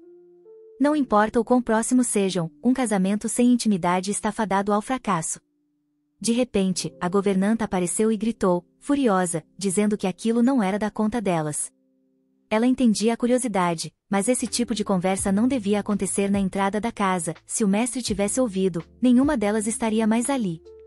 A governanta perguntou a Vieta se ela já havia terminado de arrumar a bagagem, mas Vieta respondeu que ainda não, já que partiria apenas na manhã seguinte. A governanta então disse: cuide bem da senhora. Assim que Vieta saiu, a governanta imediatamente começou a dar ordens e mandou todas as criadas voltarem ao trabalho. Eva ficou aliviada por só ela ter ouvido essa conversa. Se o conde ou a senhora Ariel tivessem escutado, teria sido desastroso. A governanta subiu na carruagem, colocou uma cesta e comentou que os biscoitos e bolos não estavam ruins, mas tinham um gosto peculiar. Depois desceu da carruagem para encontrar Ariel. Vieta ajudava Ariel a se orientar sobre para onde ir. A governanta disse que Ariel poderia esperar no quarto e ela mandaria alguém chamá-la, mas a heroína respondeu que estava tudo bem e que Vieta a estava ajudando muito bem. Ariel viu Vieta usando rosa e isso lhe trouxe uma sensação quente e nostálgica. Vieta disse que havia preparado alguns lanches para a viagem, e que não havia com o que se preocupar com a mansão. A governanta lhe disse para descansar. Ariel agradeceu e disse que deixaria tudo nas mãos de Ava. Prometeu também que traria alguns souvenirs. De repente, o conde apareceu e perguntou se Ariel estava pronta. Ele parecia muito respeitável, bonito e aristocrático. Transmitia autoconfiança, mas seu rosto não mostrava emoção alguma. O conde começou a repreendê-la. O médico disse que ela devia evitar estresse desnecessário e que não deveria andar sozinha. A garota ficou pensativa por um momento, refletindo sobre como poderia andar, até que respondeu ao conde dizendo que não tinha asas, então não podia voar. O conde ficou surpreso com essa frase. Foi algo doce e inesperado. Ele se aproximou de Ariel e disse que não era isso que queria dizer. Aproximando-se ainda mais de seu rosto, falou que ela podia apenas esperar por ele. Aquilo foi incrivelmente reconfortante para a garota, pois ela não esperava esse tipo de apoio vindo dele. Quando o conde saiu, deixou instruções para que, se algo acontecesse, o informassem imediatamente por carta. Ariel, já na carruagem, olhava pela janela. Começou a sentir emoções estranhas novamente. De repente, sentiu-se tão sozinha. Talvez fosse por estar deixando sua casa. Também era estranho chamar aquele lugar de casa. Tudo estava estranho agora. O conde estava ao lado, lendo alguns papéis. A heroína ainda estava sentada, em silêncio. Pensativa e olhando pela janela, Ariel parecia muito triste. Ela se lembrou das pessoas que se despediram dela. Entre elas, havia 3 vestidas de rosa. Elas desejaram boa sorte em sua viagem, e Vieta chegaria no dia seguinte. Ariel pensou que lar era onde ela quisesse fazer dele um lar. A mansão do conde parecia tão desconfortável no começo, mas agora ela não queria deixá-la. E tudo isso porque as pessoas ali haviam sido muito gentis com ela. Enquanto viajava na carruagem, Ariel viu um garotinho acenando e sorrindo para ela. Ele emanava gentileza, mas sua mãe lhe deu um tapa na cabeça e o repreendeu por não mostrar respeito à nobreza. Ariel não considerava todos esses costumes e respeito pela nobreza como algo obrigatório, então apenas acenou docemente para o menino. Ela se lembrou de como costumava se divertir no jardim com sua mãe. Sua mãe a abraçava com muito carinho. Eram felizes juntas. A mãe sempre dizia o quanto a amava. Ariel não foi particularmente alegre nem mesmo no dia do seu próprio casamento. Sua mãe chorou muito ao entregá-la em casamento. Ariel a consolou, e a despedida foi longa.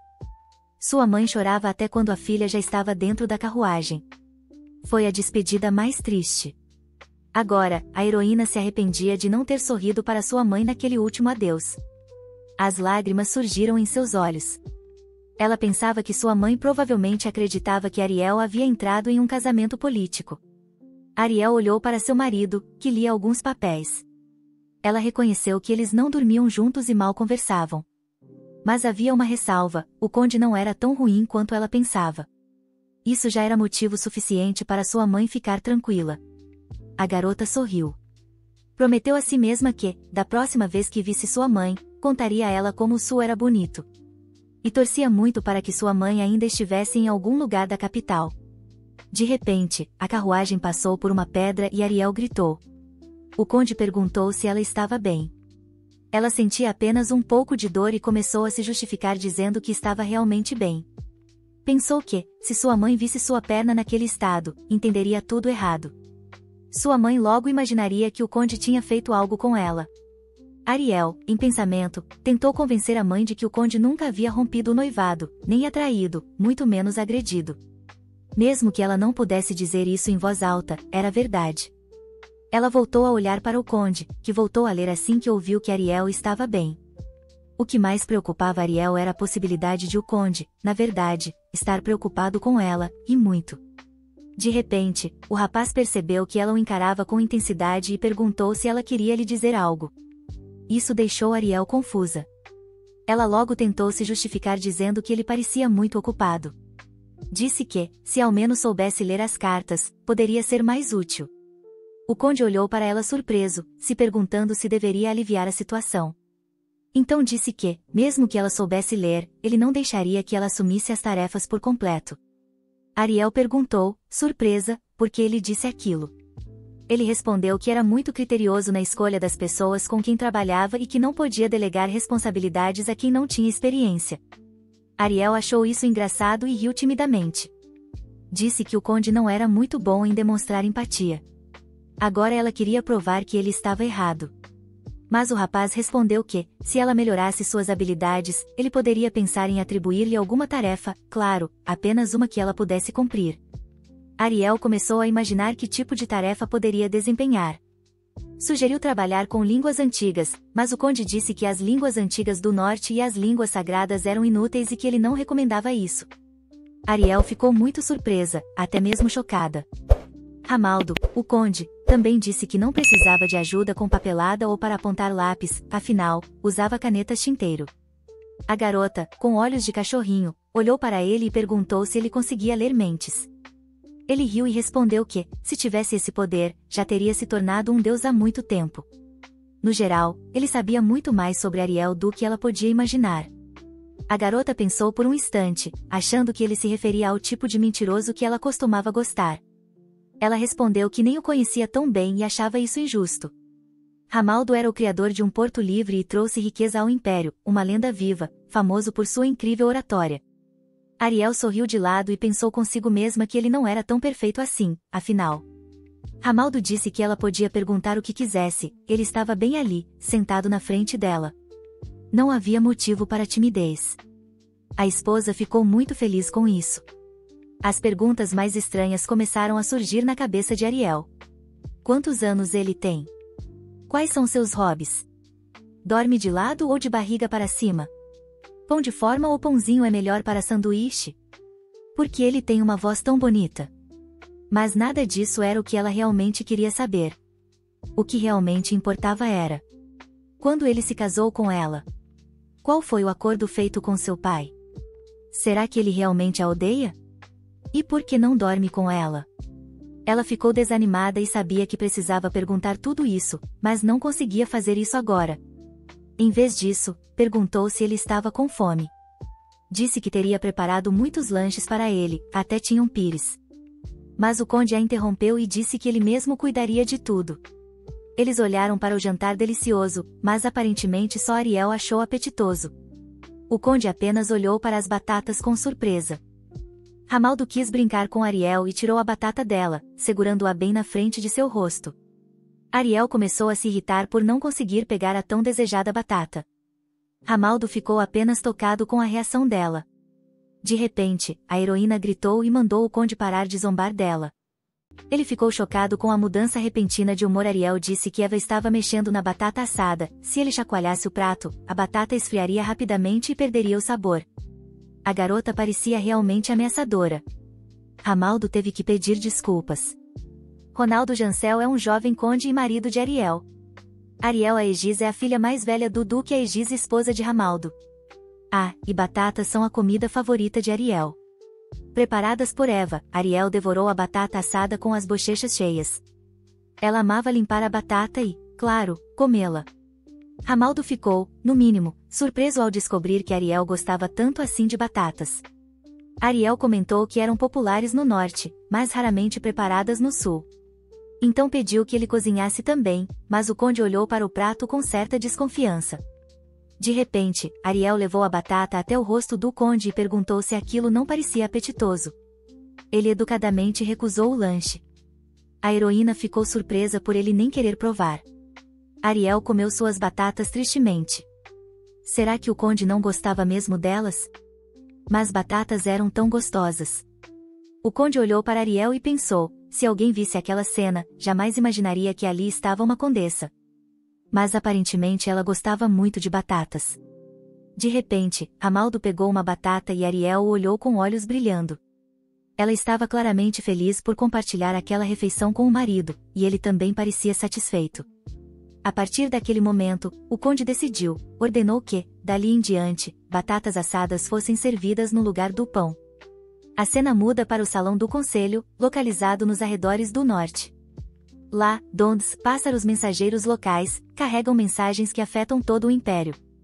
As aves que sobrevoam o salão anunciam novos acontecimentos aos cidadãos. Um assistente caminhava pela rua com papéis nas mãos, gritando que um pássaro havia feito cocô nele de novo, e ninguém se importava.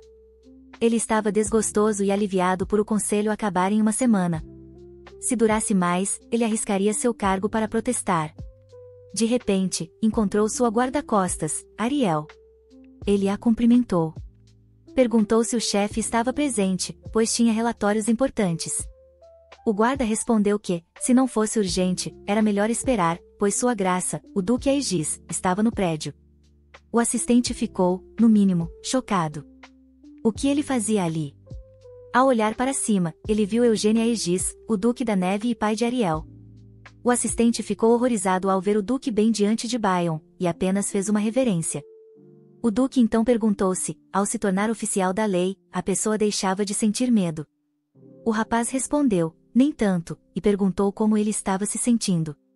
O duque o observou e pensou. O duque Lamry sempre se gabava do próprio filho, até era curioso saber o que havia de tão especial nele, mas parecia que nem nisso conseguia ser honesto. O duque disse ao rapaz para cuidar dos próprios assuntos, pois a reunião começaria em breve. O jovem olhou para Bion com medo. Bion o alertou. O duque tinha um olhar tão intimidador que ele não queria nunca mais cruzar o caminho dele. Bion disse a Felman que ele deveria medir melhor suas palavras, especialmente na Câmara do Conselho. Será que toda essa família é assim? Ele pensou. O duque parecia capaz de matar com um único olhar, e sua filha.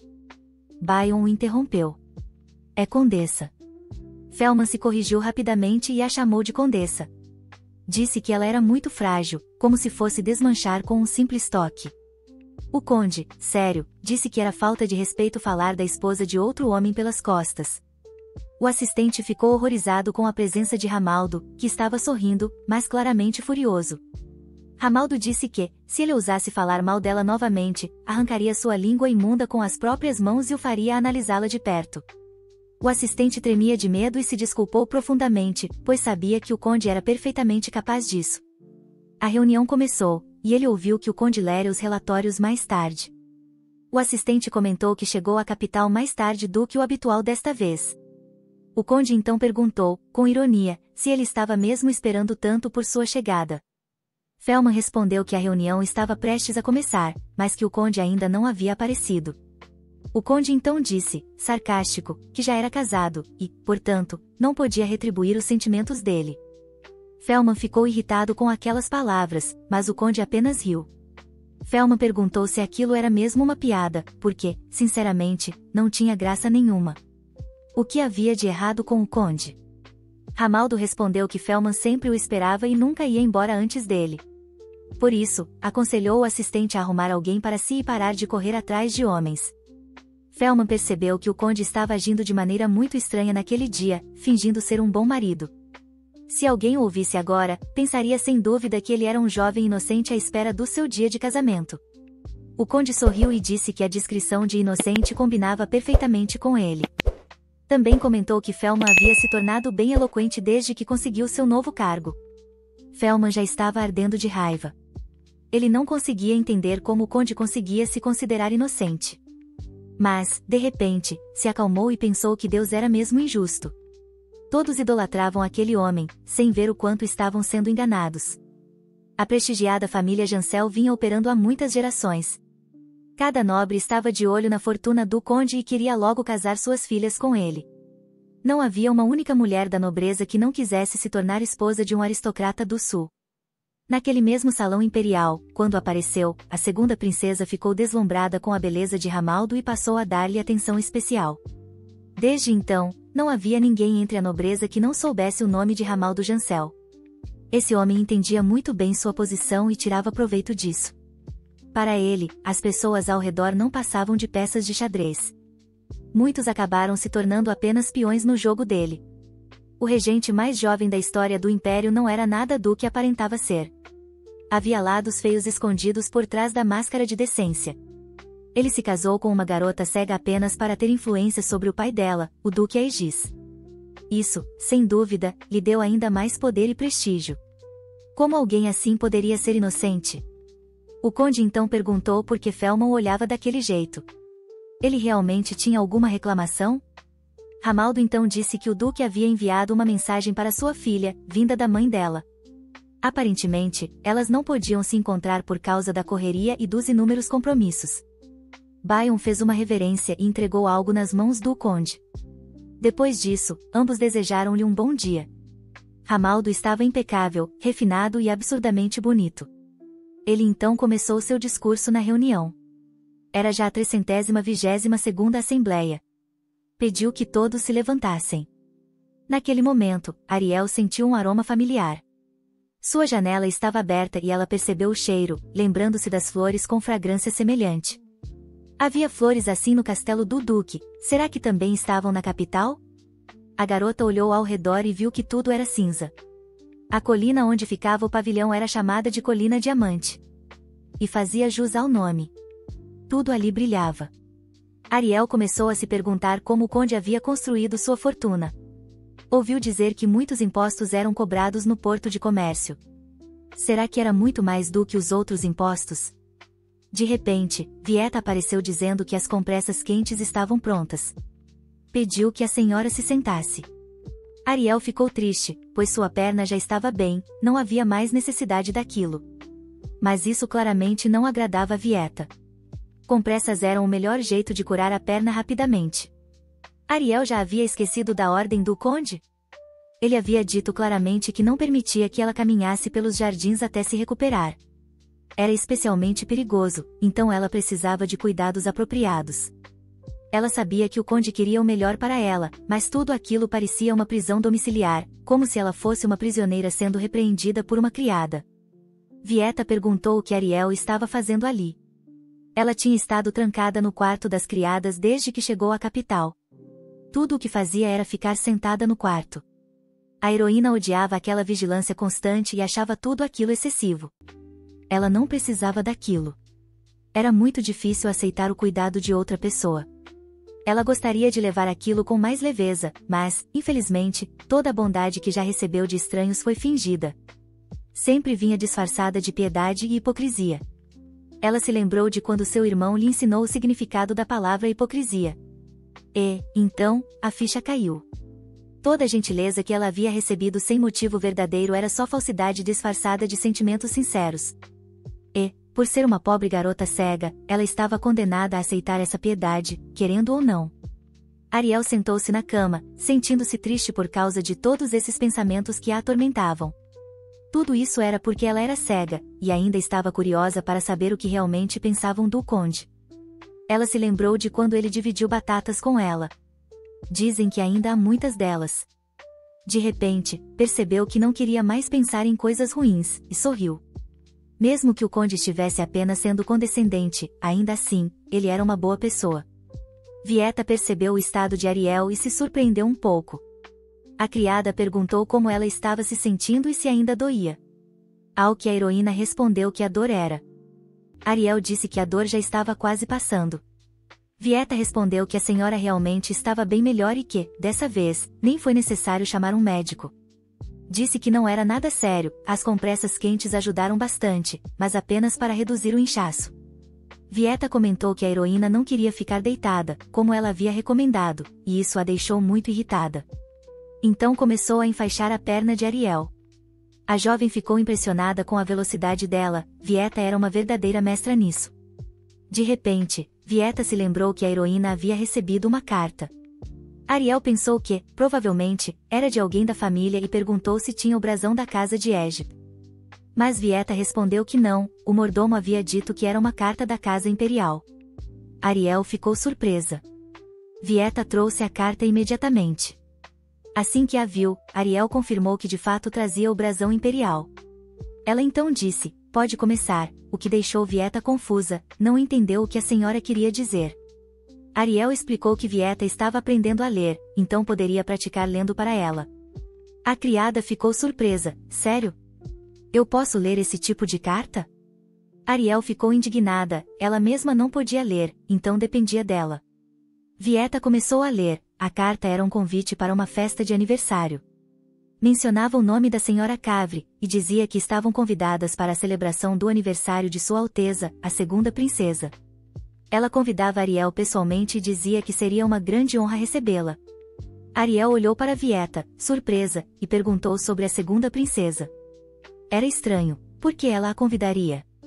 Isso nunca havia acontecido antes. Ariel sugeriu que talvez fosse por estar casada agora, então a alta sociedade começou a notar sua presença. Vieta, no entanto, abaixou os olhos com tristeza. Ariel disse que, se era assim, Vieta teria de acompanhá-la. Mas a criada duvidou, já que era apenas uma serva. Então ela ficou em silêncio por um tempo. Em seguida, começou a rir com descontentamento, lembrando das conversas das outras criadas sobre a princesa Kudri. Sempre foi uma pessoa estranha. Perseguia o conde desde a juventude, sempre forçando sua presença, visitando a casa sem ser convidada, tudo muito esquisito. Isso fazia Vieta se sentir desconfortável. O conde retornou para casa e sua primeira pergunta ao mordomo foi: onde está minha esposa? O mordomo respondeu que ela estava em seus aposentos. Comentou que a senhora estava entediada, então ele havia sugerido que ela tricotasse, e, para ser sincero, Ariel ficou muito feliz com a ideia. Embora ele duvidasse que ela soubesse tricotar, ela estava concentrada em sentir cada ponto para não errar. O conde sorriu ao ouvir isso. Estava feliz por sua esposa estar bem. Ele perguntou se o jantar já estava pronto e pediu ao mordomo que servisse café e cacau. Também quis saber se haviam preparado batatas. O mordomo confirmou que havia batatas em todas as refeições. Eram feitas de diferentes formas, mas Ariel parecia preferir assadas com casca. O conde comentou que era a primeira vez que via o mordomo sorrir. O homem se desculpou, explicando que a senhora sempre parecia tão feliz nas refeições que ele não conseguia evitar. O conde então pediu que também servissem bolos com geleia de cereja e biscoitos. O mordomo perguntou onde seria servido o jantar, mas o conde disse que tanto fazia. Ele queria jantar com sua esposa, mas todos os seus planos haviam sido arruinados por aquele velho resmungão que não sabia a hora de calar a boca. Ao lembrar disso, se irritou. Já pensava em desistir de tudo, mas assim que conheceu Ariel, percebeu que ainda não podia largar tudo. Era cedo demais. Agora, precisava protegê-la, e, para isso, precisava continuar nesse papel. O conde se aproximou de uma porta e bateu. Posso entrar? Ariel estava sentada no quarto. Sorriu ao vê-lo. Bem-vindo de volta. De repente, o novelo de lã caiu. Ele o pegou para ela. Ramaldo perguntou se ela estava mesmo tricotando.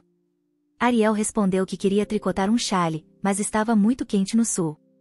Então mudou de ideia e resolveu fazer uma toalha de mesa. Perguntou se ele gostava do padrão com uvas. Disse que ficou feliz por terem trazido agulhas e fios, assim ela não ficava entediada sem poder sair. Quis saber como o mordomo adivinhou que ela gostava de tricotar.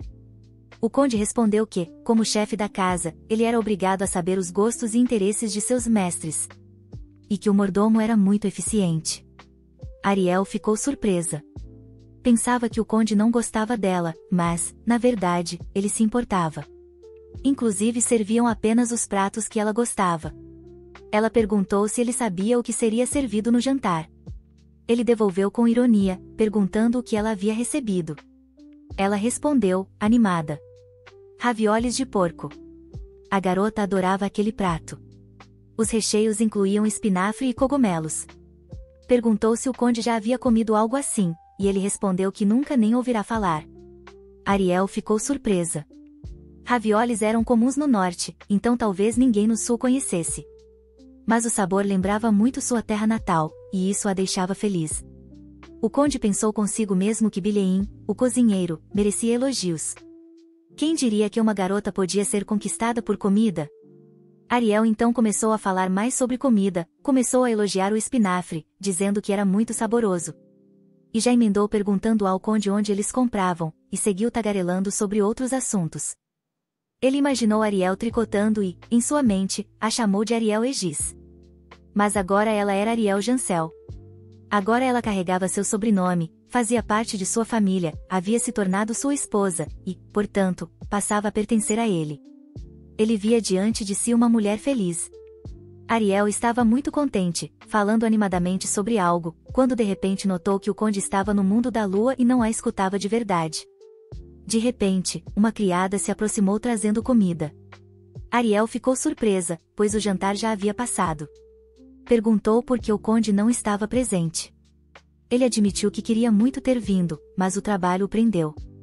Por isso serviram chá com sobremesas. A heroína entendeu que ele havia se apressado para voltar para casa só para jantar com ela. E isso a tocou profundamente. Iam tomar chá com doces, mas antes disso o conde decidiu pegá-la no colo e levá-la até outro lugar. Ariel ficou extremamente envergonhada, mas ele a acomodou cuidadosamente no sofá. O marido disse que o inchaço ainda não havia desaparecido, então enquanto ele estivesse por perto, iria carregá-la no colo, precisava cuidar da perna dela. Ariel ficou surpresa, pois era apenas um pequeno trajeto. Ela ainda via Ronaldo em vermelho vivo e isso a deixava desconcertada. Disse que não se deveria pegar uma dama no colo sem permissão. O conde perguntou se isso valia mesmo sendo sua esposa. Ariel respondeu que sim, mesmo nesse caso, era preciso perguntar. Ronaldo perguntou se ela ainda não tinha percebido que, a partir de agora, ela não era apenas uma dama, mas a senhora da casa Jancel. E ele era seu marido. Juntos, eles tinham a obrigação de gerar um herdeiro. E se ela ficava envergonhada até de segurar sua mão, imagine o resto. Ariel ficou chocada. Não sabia o que responder. Ela compreendia o que ele dizia, mas ainda não estava acostumada com alguém a pegando no colo assim, de surpresa. Ela ficou muito corada. Ramaldo pensou que, se ela já ficava assim só com isso, não podia nem imaginar a reação dela se ele fosse mais ousado na cama. Concluiu que era melhor irem com calma. Essas palavras deixaram a garota ainda mais envergonhada. Ela deu muita importância ao que ele disse e ficou pensativa. Ariel então perguntou diretamente se ele realmente queria ter intimidade com ela. O conde ficou surpreso por ela ter dito algo assim. A menina estava visivelmente constrangida.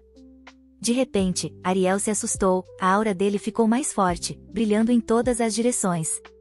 Ela ficou intrigada, estava tudo bem com ele? O olhou com certo receio.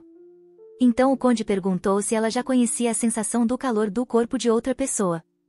Ele lhe ofereceu um biscoito, e Ariel, sem saber o que dizer, apenas o segurou com as mãos, ainda mais corada. O conde disse que, se ela soubesse sequer metade do que ele sabia sobre ela, estaria muito mais preocupada com essa pergunta. Mas, de qualquer forma, nada podia ser feito, foi um casamento repentino. Além disso, Ariel nem teve tempo para conhecê-lo de verdade. O marido sorriu.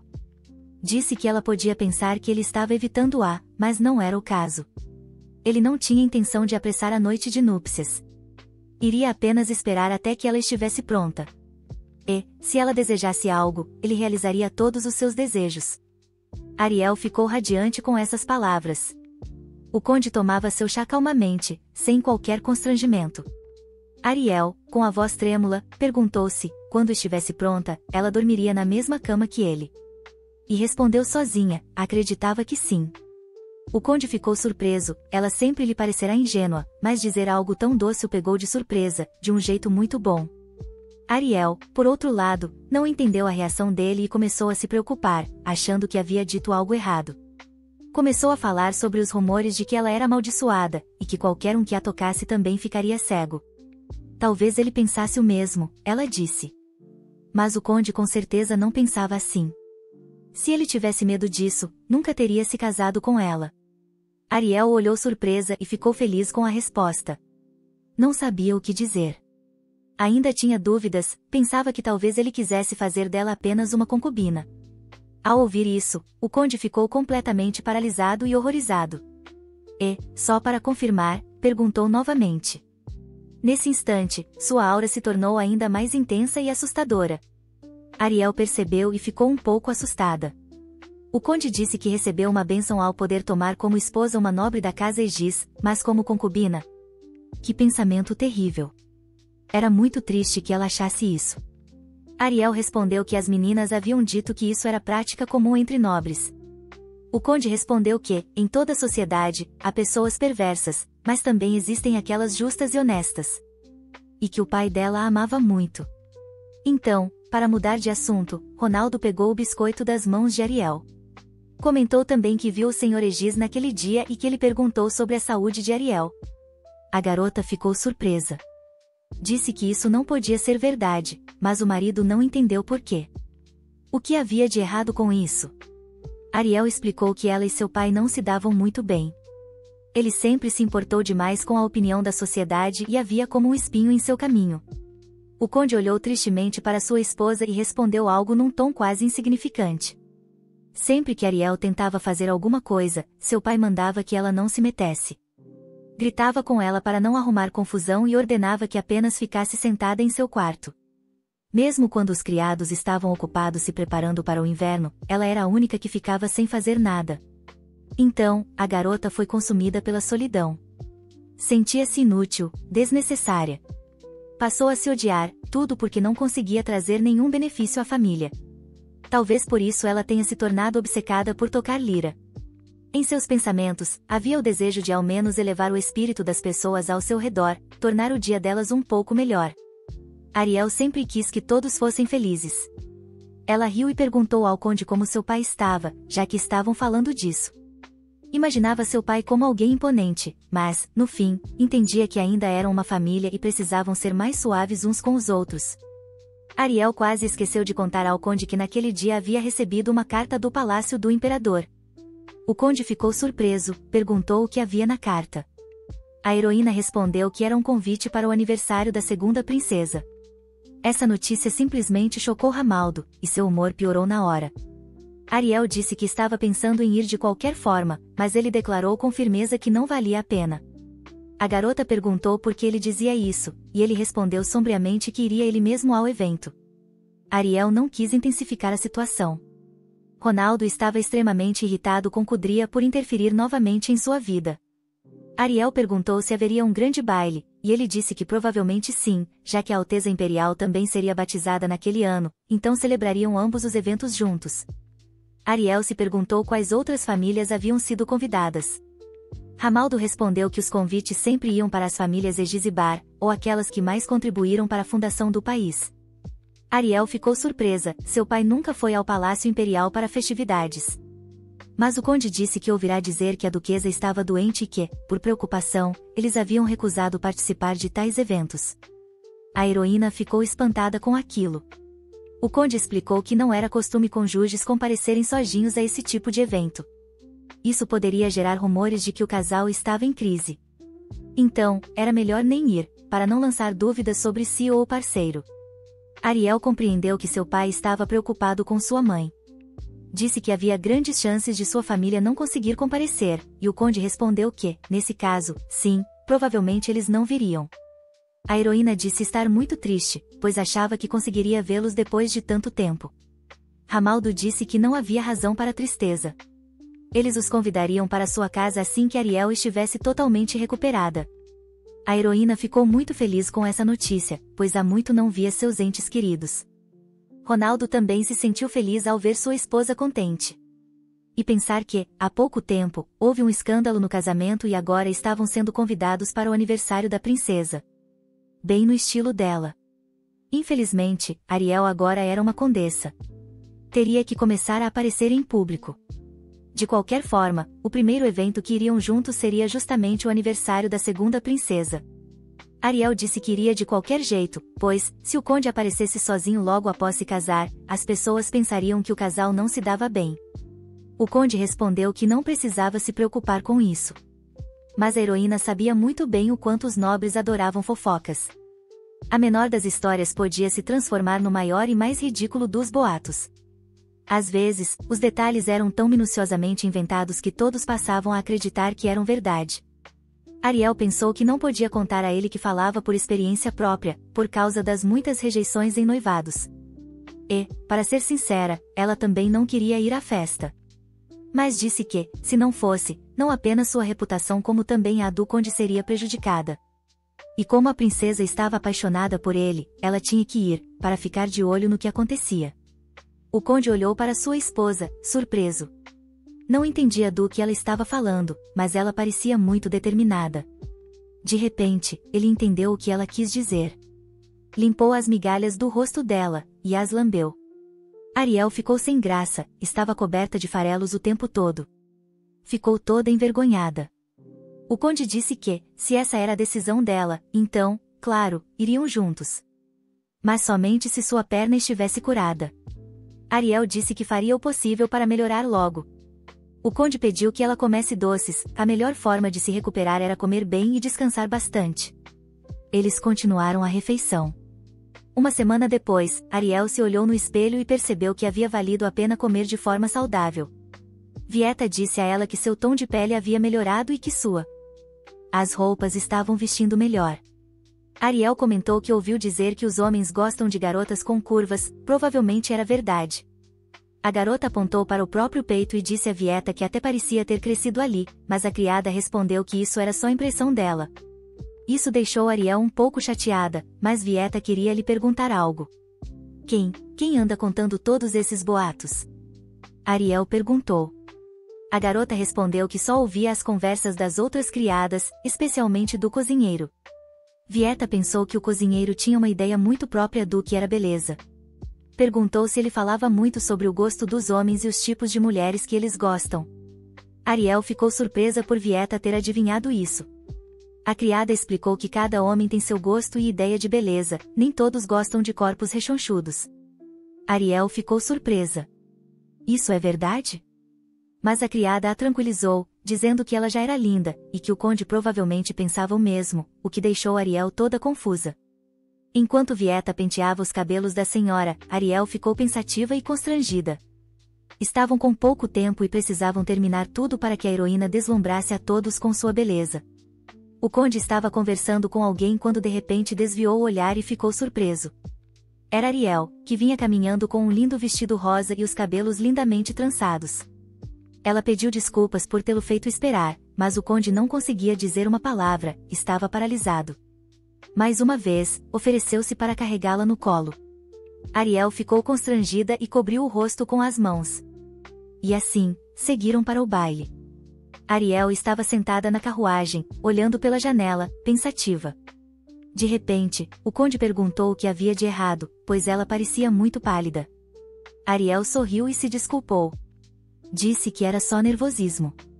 Ronaldo sugeriu que voltassem. Depois poderiam dizer que haviam pegado um resfriado. Mas Ariel recusou. Era impossível fazer isso. Ela já estava acostumada com rumores e problemas ao seu redor, mas temia causar muitos incômodos ao conde. Ronaldo respondeu que ninguém podia usá-la como desculpa para humilhá-lo. E acrescentou que ela não precisava se preocupar com isso. Será que você está me subestimando, me considerando um simples conde? Perguntou ele. Eu não quis dizer isso, Ariel respondeu. Ronaldo perguntou se Ariel sabia o que era o Senado. Ela respondeu que era um órgão político que tomava decisões importantes, no mesmo nível do imperador. O conde explicou que era um local de debates onde cerca de 300 nobres se reuniam, e os 100 mais influentes formavam o conselho. Era a base do atual sistema de governo. A partir das famílias que compõem a Assembleia, são escolhidos 12 magistrados e 2 inspetores. A inspetoria é um cargo temporário e muito difícil de conquistar. Ariel já ouvirá que eles atuavam como juízes conforme as leis do imperador, revisando e coordenando casos, talvez os mais ocupados de todo o conselho. Ronaldo disse que era necessário ter um conhecimento especial para exercer essa função. Mas então perguntou: quem cria e aprova as leis? Ele mesmo respondeu: 3 administradores fazem isso. Disse ainda que esses administradores escolhem as leis aprovadas pelo Senado. E quais são os poderes do administrador-chefe entre eles? Perguntou ele. Ariel pensou por um momento e respondeu: ele é o único com comando militar. Pode mover o exército imperial com aprovação do Senado. Pode até limitar o poder do imperador. Ouvi dizer que esse cargo muda com frequência. Subitamente, Ariel levantou os olhos surpresa para Ronaldo. Ele tocou o rosto dela e perguntou: você sabia que eu ocupo esse cargo? A garota ficou chocada ao descobrir que Ramaldo era o administrador-chefe. Ele a tranquilizou, dizendo que ninguém teria coragem de zombar deles. Ariel não conseguia conter a surpresa. Disse que nem suspeitava que ele era tão influente e que deveria ter sabido disso antes. Mas sua maior preocupação não era essa. Era que a sociedade se revoltasse com a escolha dele. Todos diriam: por que o conde Jancel rejeitou o pedido da princesa e se casou com Ariel? Como era o aniversário de Sua Alteza, inevitavelmente a comparariam com a princesa. Nem mesmo a própria Ariel entendia a escolha do conde.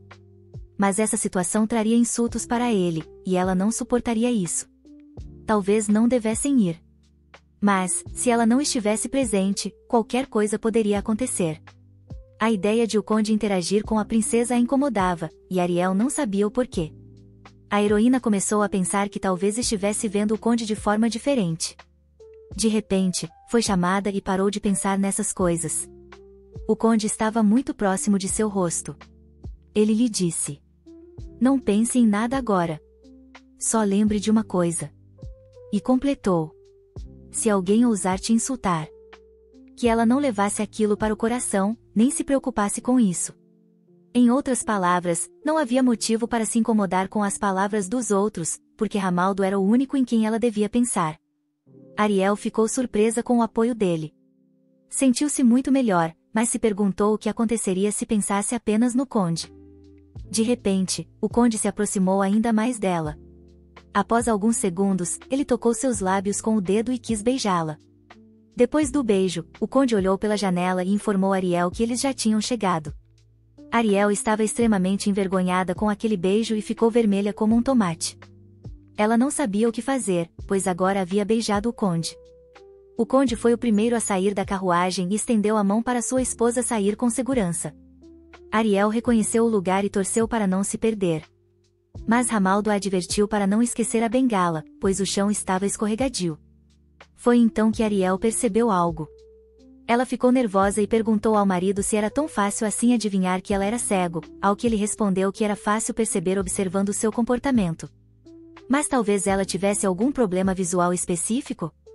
O conde perguntou o que ela via, talvez manchas cinzas ou algo assim. Ariel pensou que nunca ninguém havia percebido tão rápido que ela era cega. Ramaldo era muito perceptivo. Ela respondeu que era mais ou menos assim que ela enxergava. Quando ela virou o olhar para ele, explicou que via todas as outras pessoas em tons de rosa, bege ou cinza, e ele era o único com uma cor diferente. Nunca tinha conhecido alguém com a mesma cor que o conde. Era muito estranho. De repente, ela ficou curiosa. Queria saber como era o rosto dele naquele momento, como ele a olhava. Tocou o braço dele e se lembrou do beijo. Sentiu vergonha até dos próprios pensamentos e corou de novo. De repente, Bayon se aproximou e perguntou se haviam chegado sem problemas. Ficaram felizes em vê-lo, mas não disseram nada. Ariel comentou que era bom Bayon também ter vindo, ao que ele respondeu que era seu dever proteger o administrador em eventos assim. Ele também perguntou como estava a perna de Ariel. Ela respondeu que já estava quase boa e agradeceu a preocupação. Nesse momento, o conde estava visivelmente tenso e irritado, claramente com ciúmes da esposa. Todos já estavam cansados de esperar, então Ariel e Ramaldo foram para a festa. A garota entrou com uma expressão séria, tentando parecer calma. Assim que entraram, o salão estava lotado de pessoas conversando entre si. Tudo estava decorado com ouro. Assim que Ariel e Ramaldo apareceram, todos os olhares se voltaram para eles. O conde estava certo. Todos estavam cochichando e surpresos com a aparição do conde Jancel. Mas Ramaldo disse para Ariel não se preocupar, pois ninguém ousaria desrespeitá-los na frente dele.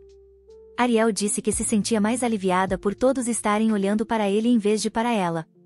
Quando Sua Alteza chegasse, o conde sugeriu apenas cumprimentá-la e irem embora. E, ao voltarem, poderiam passear juntos no jardim, pois os narcisos já haviam florescido e estavam com um perfume maravilhoso. Ariel sorriu e disse que aceitava a proposta. De repente, Bayon se aproximou e sussurrou algo no ouvido do conde. Ramaldo ficou sério e Ariel percebeu que era algo importante. Ele pediu desculpas e disse que precisaria se ausentar por um tempo, e pediu para Bayon ficar com ela e não deixá-la sozinha. Disse para ele vigiar a garota e não permitir que ninguém se aproximasse. Ariel conseguiu identificar seu amado mesmo à distância, pois ele se destacava de todas as outras pessoas. Ela o acompanhou com o olhar no meio da multidão. Tentou se acalmar dizendo a si mesma que tudo ficaria bem. Bayon então comentou algo. O Duque Egis chegou à celebração. Ariel ficou surpresa com a presença do pai. Bayon disse que o viu conversando com o Marquês de Elver. Ariel perguntou se a esposa ou o irmão dele estavam juntos, mas Bayon disse que não viu ninguém além do Duque. Isso a deixou triste. Ele comentou que talvez o Duque tivesse ido lá para vê-la. Ariel ficou em choque e, depois de alguns segundos, desabou emocionalmente. Bayon não sabia o que fazer para consolá-la. Sabia que o relacionamento entre eles era ruim, e talvez nem devesse ter mencionado o assunto. Ariel perguntou se agora todo mundo na capital sabia do relacionamento difícil com seu pai. Bayon não sabia o que dizer. Não podia contar que a estava vigiando por ordens do trabalho. Ariel sorriu docemente e disse que provavelmente o conde tinha lhe contado isso, e confirmou que realmente não se dava bem com o pai. O rapaz lamentou ouvir isso e disse que era triste que ela se sentisse uma estranha dentro da própria família. A garota ficou um pouco triste. Ela decidiu dizer algo no ouvido de Bayon. Queria contar algo sobre seu pai.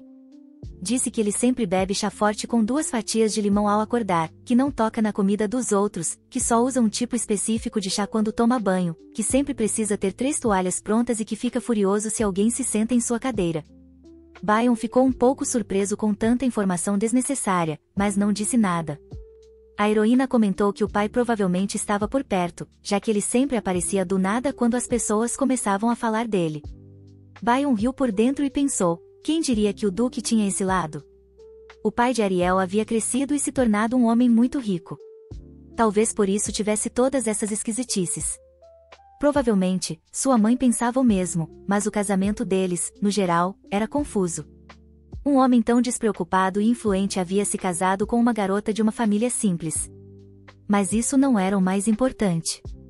Mesmo que ela suportasse o mau temperamento dele, havia algo que não podia perdoar. Bayon não entendeu o que Ariel queria dizer. Ela decidiu contar que, em pleno inverno, adormeceu no parapeito da janela com um travesseiro da cadeira do pai, bem no escritório dele. Quando acordou, o travesseiro havia sumido e a janela estava totalmente aberta. Ele nem pensou nela. Por causa disso, ela pegou um forte resfriado. Ele nem sequer a cobriu com um cobertor. Ariel não entendia como ele podia tratar a própria filha de forma tão fria. Nesse momento, o Duque Aegis apareceu de repente atrás deles e se virou para Ariel. Tanto ela quanto Bayon ficaram paralisados e horrorizados. O Duque ouviu o que Ariel estava dizendo e perguntou se ela estava realmente espalhando os problemas da família para os outros enquanto o condenava ao mesmo tempo. Bayon tentou quebrar o clima e perguntou como o Duque estava, mas ele apenas respondeu que era divertido ouvir histórias desagradáveis sobre si mesmo, embora não tivesse tempo para lidar com isso agora. Pediu que Bayon os deixasse a sós para conversar com sua filha. Ariel sussurrou para Bayon que o conde havia dito para ele não sair do seu lado, mas o rapaz pediu desculpas e disse que não tinha escolha. Ariel se lembrou de uma frase que seu irmão sempre dizia: a vida é uma batalha pessoal para cada um de nós. Ela sorriu para o pai e disse que fazia tempo que não se viam. O pai comentou que, aparentemente, estava tudo bem com ela, e que se preocupou à toa. Ariel se perguntou se ele realmente se preocupava com ela. Ela começou a imitá-lo, dizendo que talvez seu querido papai estivesse preocupado com sua filha desviada. Ao que o pai respondeu que ela era uma aleijada casada com um administrador, porque ele não se preocuparia. O diálogo dos dois parecia mais uma briga entre dois animais selvagens. Ariel riu e virou o rosto, mas ao olhar para ele percebeu que ele não havia mudado nada. Ainda assim, a cor de sua aura mostrava que ele amava e se importava com ela. Mas ela nunca conseguia ter certeza se isso era verdade, então precisava verificar por si mesma. A garota estendeu as mãos em direção ao rosto do pai, que ficou surpreso e perguntou o que ela estava fazendo.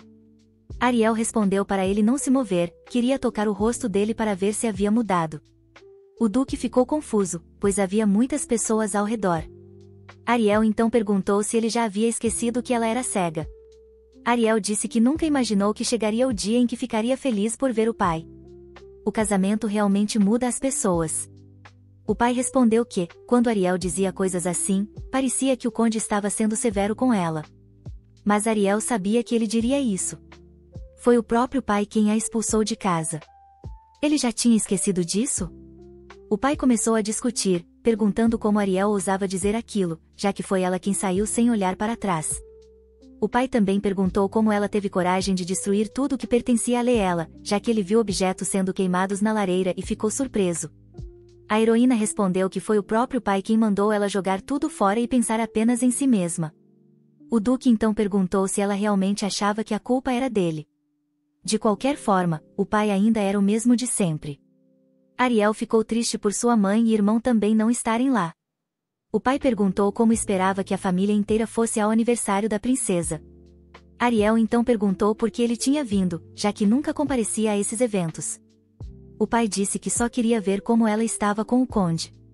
Ariel ficou surpresa, mas o pai disse que tinha certeza de que ela voltaria para casa chorando, pedindo para não voltar para o conde. Mas, ao vê-la, percebeu que ela estava bem melhor do que esperava. Para ele, o conde só estava se divertindo com Ariel. Achava que Ramaldo era um canalha. O pai também comentou que achou que Ariel estaria mais magra nesse tempo.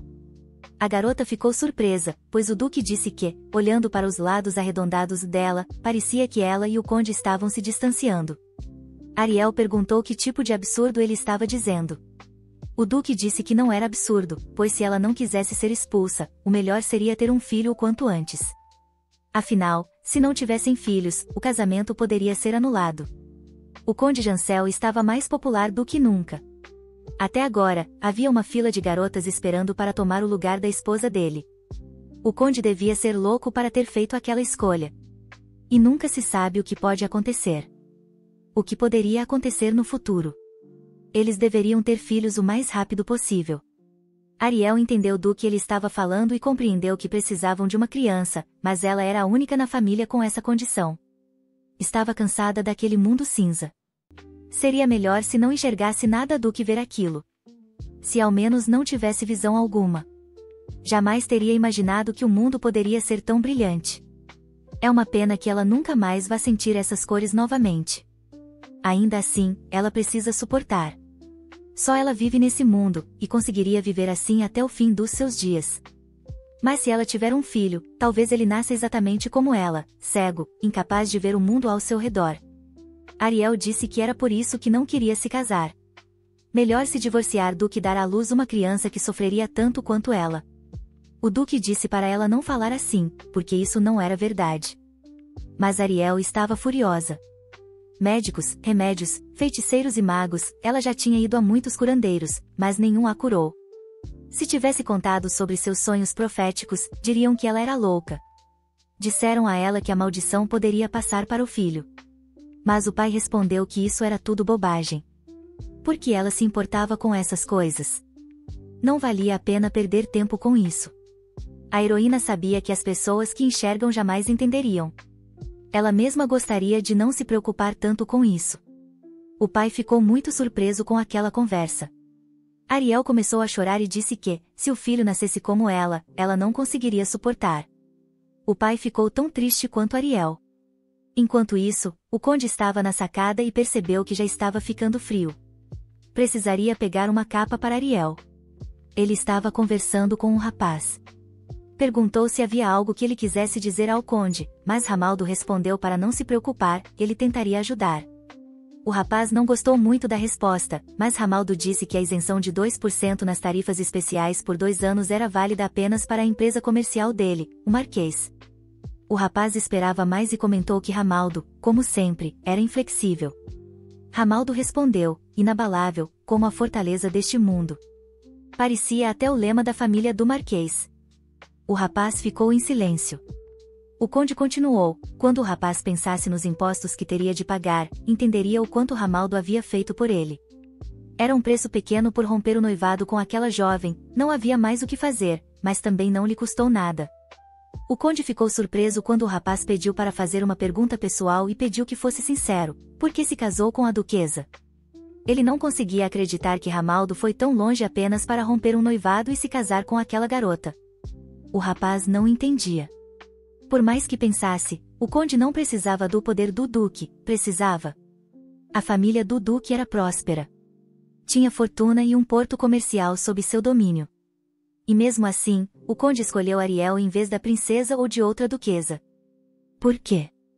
O conde sorriu, mas pensou consigo mesmo que ninguém fazia ideia do valor daquela garota. Ele respondeu que escolheu Ariel por causa do apoio do duque. Ela era apenas um subproduto dessa aliança. Depois das rotas marítimas, o próximo passo era abrir rotas terrestres, expandindo para a parte oeste do Império e para os reinos oceânicos vizinhos. A melhor maneira era usar as rotas comerciais do Ducado de Egis. O rapaz com quem o conde falava ficou surpreso. Ele quis confirmar se o conde estava realmente dizendo que o monopólio marítimo deveria se estender à terra também. Mas o conde respondeu que monopólio era uma palavra mal usada, ele nunca impediu a expansão de outros comerciantes. E que, graças ao seu cargo, administrava a frota de forma que não violava as leis imperiais, e foi por isso que o duque se aliou a ele. Se fizessem um contrato com a guarnição, não apenas a capital, mas todo o comércio do império melhoraria consideravelmente. O duque também via esse plano com bons olhos. O rapaz disse que o conde estava fazendo um trabalho excelente, até sentia inveja. Mas Ramaldo respondeu que planos eram apenas palavras vazias, e por enquanto só restava esperar que se tornassem realidade. Ronaldo entendeu que, se desse qualquer motivo, os rumores se espalhariam por si mesmos, e então não faria diferença. De repente, uma garota surgiu por trás e perguntou se havia uma boa razão para ele ter se casado com aquela garota. O rapaz disse que a pérola da noite havia chegado. Ele ficou ali elogiando a princesa. Disse que ela sempre foi linda, mas que hoje estava simplesmente deslumbrante. A princesa agradeceu a Lord Tuven. Também perguntou por que não a cumprimentaram de frente.